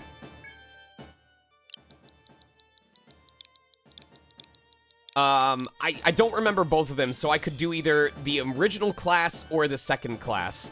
You cover Ninja, and I can step in if anything Okay. sounds off, and then I can do Gladiator. So, oh man, I'm gonna do awful about this. So wasn't the original that... Oh, I fucked this up. She's not supposed to be a gladiator. She's just supposed to look like one. Shit. Am I gonna have to reset? Hold on. Can't you just no, wait, no, you can't. Never mind. Fuck.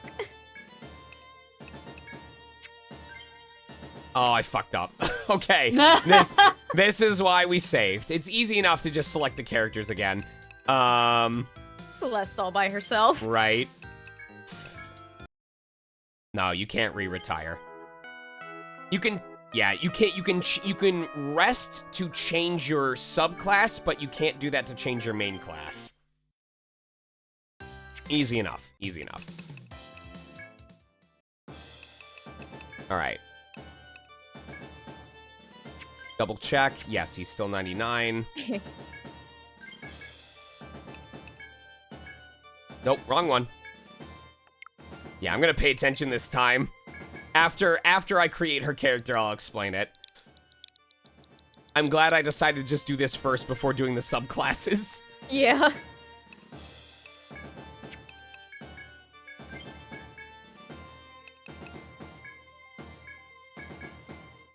What's gonna be fun is seeing how many skill points they start with.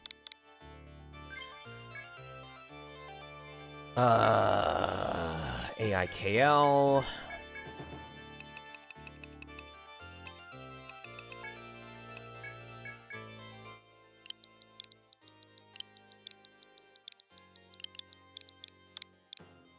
AIKL. Okay.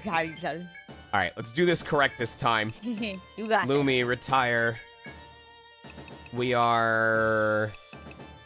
this. Wildling. And then DLC. There we go, more. Going into... I was wondering why I didn't bring up the DLC stuff, but I guess that doesn't matter. Gladiator, and she's the fourth one. There we go. So originally, Lumi felt not pressured, but like that they weren't sure how they wanted to help the party. I'm so bad at this, Kate. It's okay. Do you want? We can teamwork it. So Ninja was more about her using her learned skills from where she grew up in the wild, and kind of relying more on her animals for support, with her in the background a bit more. In part because everyone else in the party was sort of having their identities suppressed. So she was also just kind of hanging back and being like, okay, I can be subtle. I can work with how everyone else is doing things. Whereas the gladiator is her going, nah, fuck that. Everyone else is fighting so hard, and my animals are fighting so hard, and I want to fight hard too. So I referred to her as this like being her Mulan moment, where she's like, nah, man, I'm gonna fight. Like I am gonna catch up and surpass all this other stuff, and like.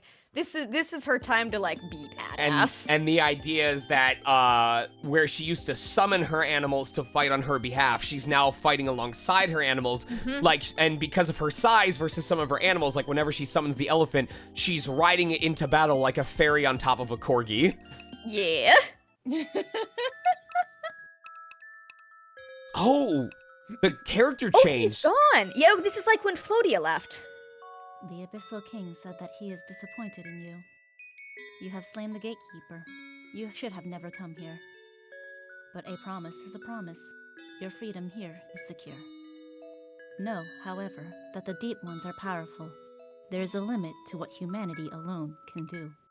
All right, so subclass. So I was considering making Lux a gladiator subclass or a different subclass. It would have affected Lumi as well, but we are going to stick with Buccaneer, and we're going to go all in on the solo attack potential. The main reason being because the range and attack power of both weapons is determined by the main hand weapon. So if he has a gun and a katana equipped, he can still strike with the katana from the back row as if it was a ranged weapon. I just like the idea that this man has like both a gun and like a single-handed blade, and he's like doing both at the same time. Or Lux is fucking cool. imagine him firing his gun and then slashing with such speed that the bullet splits in half and then hits two enemies independently with all the speed and power that the single bullet would have had. Some anime BS in here. I love it. Lumi is a gladiator subclass now, correct? Yes. Okay. And then Celeste goes to being a sovereign subclass. All right, so I'm unfortunately, excited to see which gladiator skills you're gonna pull in versus her ninja yours ones. are very limited, actually. No, but it's cool. I like the difference. the Because I know only- most of it's in the wildling stuff. Yeah. Literally the only thing that you're getting is Wolf Howl. That's it. Like, that's the only thing that you're taking, because all of these others are based on being a physical attacker, and your skill points are better used in buffing your animals and their passive abilities. So Yeah, but I get to howl. that's true. So here you go. Give me your Wolf Howl. All right. Next stream, you're going to have to give me your level 10 Wolf Howl. Oh god, okay.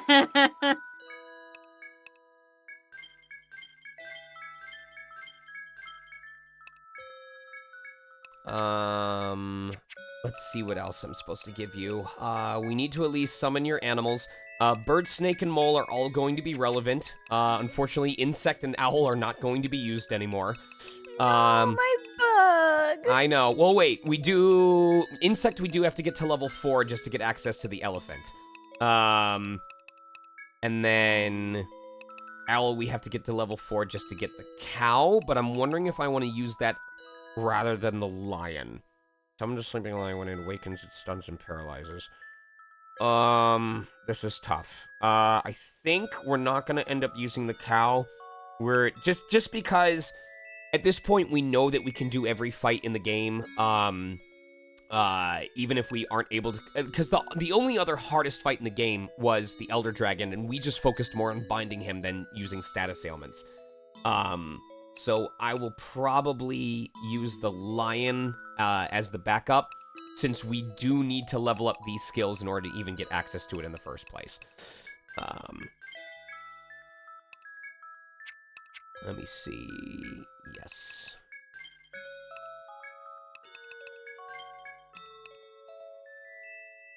Tiger eventually gets the counterattack. Do the lion there. We'll put one in alertness and one in primal drums. And then, yeah, so that is what we'll have to work on in the meantime. It's going to be a while before we level everything else up. Lux. His is actually pretty easy. The very first thing that we're going to want to do is put a point in second sword so that we can equip a second weapon. We don't want Warrior Might. We don't need Great Warrior. We might teach that if we have the extra stuff. 5-ring sword is actually one of his best moves for AoE moves, but because we technically have not needed a lot of AoE skills, we've just confused them with the elephant. I'm going to save the skill points and focus on his other stuff. So right now, we're really just going to go straight back into leveling up. I wasn't really paying attention. How many skill points are they starting with now? 47, I believe. Okay. Holy crap. And we will start by giving him limit boost, because him being able to build his limit is very important. Towards the end, he is going to be the one that we're building limit with, so that we can use the limit break that absorbs all damage for the turn. Because if he gets very lucky and hits 8 times in a single turn, he can charge it off of a single turn from 0 to 100. So He not a buccaneer, he a luckaneer. a luckaneer. How fucking dare you? How fuckaneer dare you?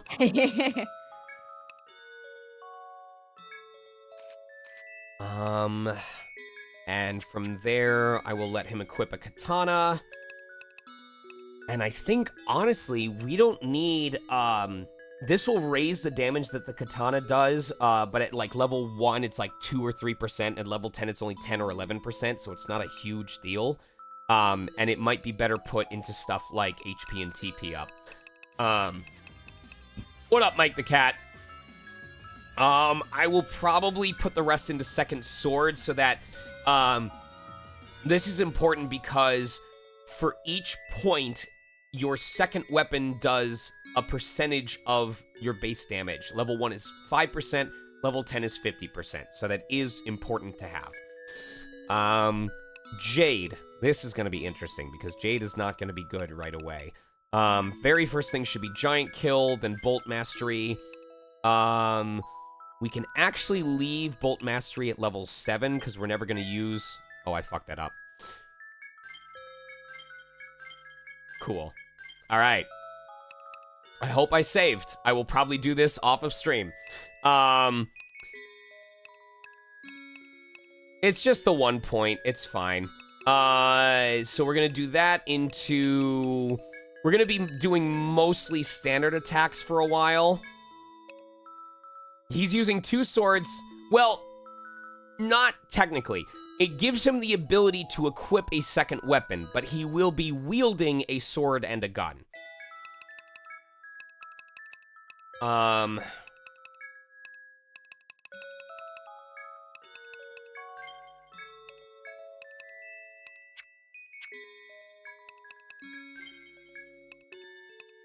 And, oh, I have to get 1 point in the elemental abilities. Cool. AIKL is... As the hoplite, the main thing that he needs is the ability to protect everybody. He needs 1 point in spear mastery so that he can equip spears in the first place. We want him to be able to parry any magic attacks coming in, both our physical and magic attacks. Line Guard is going to be insanely useful. We'll put 1 point in Bodyguard, and then the next thing that we should work on is definitely the walls, just because we're going to need that to protect against endgame stuff. Let me see if there's anything else I'm going to give him. Cover all parts becoming unbound. Do 1 point in that. 1 point in Rocket Head just in case.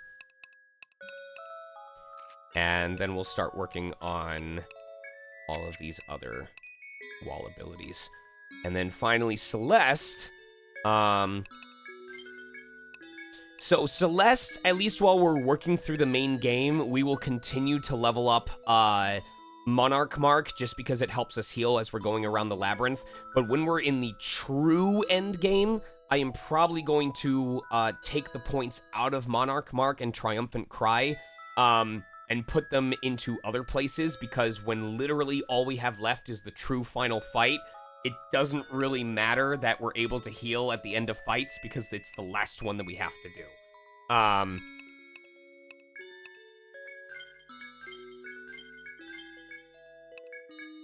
I should focus next on being able to heal the party.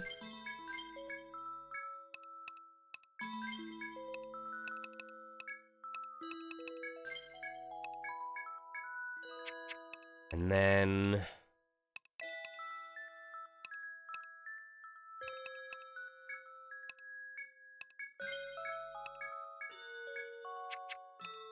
And then we'll focus on Unbind, so that we can unbind people once we get to level 7. And I think that's it for now. So, as I continue to level them up off of stream, obviously, Celeste is going to be focused on building more of their healing abilities. Lumi is straight up just going to be buffing all of their animals back to their previous strength. AIKL is going to continue building up his elemental walls. Jade is going to focus on maxing out front mortar and multi-shot so they can make the most of their limited TP. And then Lux is...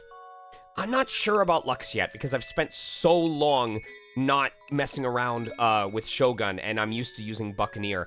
I feel like we're going to have access to Pincushion as a main DPS option. My main goal for most fights, especially the true final boss fight, is... he is going to spend a couple turns buffing everyone's attack, and then once he's done, he's going to burn through Pincushion until his TP is gone, and then while he's regenerating the TP through items, he uses his standard attacks. Or, if there is a bind on him that is preventing him from using Pincushion, then he can still do his standard attacks as well. Ironically, whatever's binding Pincushion is going to make his standard attacks weaker, but that's a problem for another time. So... we're already pushing at 10 o'clock, and I don't want to run this too late, but that is going to be my plan for the meantime, is I am going to, off-stream, I'm going to work on all the quests that are, that we went through as we went through 12 floors so far. I will see how far I can explore into the 4th stratum without triggering story. As soon as I trigger a story cutscene, I'm going to know that that's my limit, and I'm not going to go any farther so that you guys get to experience everything. And then once we pick back up, whenever that happens to be, we will see if we can get to the 6th stratum so that I can proceed to mass level grind and also farm those formaldehydes. As for the chance of being able to stream, I'm thinking... Wednesday, I am probably not going to be in a mood to perform just because, or to stream, just because I was already at risk from talking tonight when I know my throat is not at 100%, so please wish me well that it recovers for tomorrow morning. I was supposed to have, a Thursday evening stream. That is no longer happening, so what I'm thinking I will do is I'm going to take tomorrow off, and I will stream Thursday from like 2 until 8 p.m. Doing Battle Network 2. Fuck, I gotta play catch up on that too. Because Friday I will not be able to stream because I have a morning session and then an evening rap party. And then maybe Saturday we'll be able to do a bonus stream and see how that goes. But yes, that will be it for stream tonight. I'm gonna go rest my throat. Color, Kate, thank you very much for your time on stream today. Thank you for having me. Yeah. AKL is playing Like a Dragon Infinite. Hyena Chew is doing art. We've raided both of them a couple of times. It's Sunny is playing Pow World, if you guys want to see Pow World. Emmy's doing art right now. Art. Oh, yeah, yes. Emmy's doing art. Are they doing my print by any chance, or? Oh, let's see. Can't Late tell night from work the thumbnail, stream. yeah. Let's go over in and see.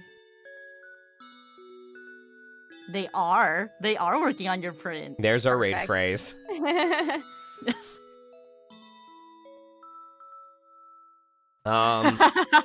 Yep. So, Yep, don't forget everybody, it's Emmy's birthday. It's not, but we're doing it for the lulz. we're doing it for the lulz. So that is it for me tonight. I'm going to take some ibuprofen and rest my throat. I am so excited for us to finally be leveling up a level 99 party from full retirement and see how strong that they can get. I'm eager to see how strong they are when we come back. Yeah. Anyway, until next time, please show some love to Emmy. How do I... Okay, so there we go. I moved it. All right, there was the blue candy whatever window with the emotes was blocking me this whole stream. Let me hydrate real quick. All right, when we come back, I hope to have everyone decked out in their new class equipment based on what their new limits are. I hope to have them at least several levels higher so you can see their true damage output, even this early, quote-unquote, into the game. Show Emmy some love, wish them a happy birthday, and I will see you all not tomorrow, but hopefully Thursday for some Battle Network 2. Good night, everybody. Let's raid. Bye-bye! Bye bye.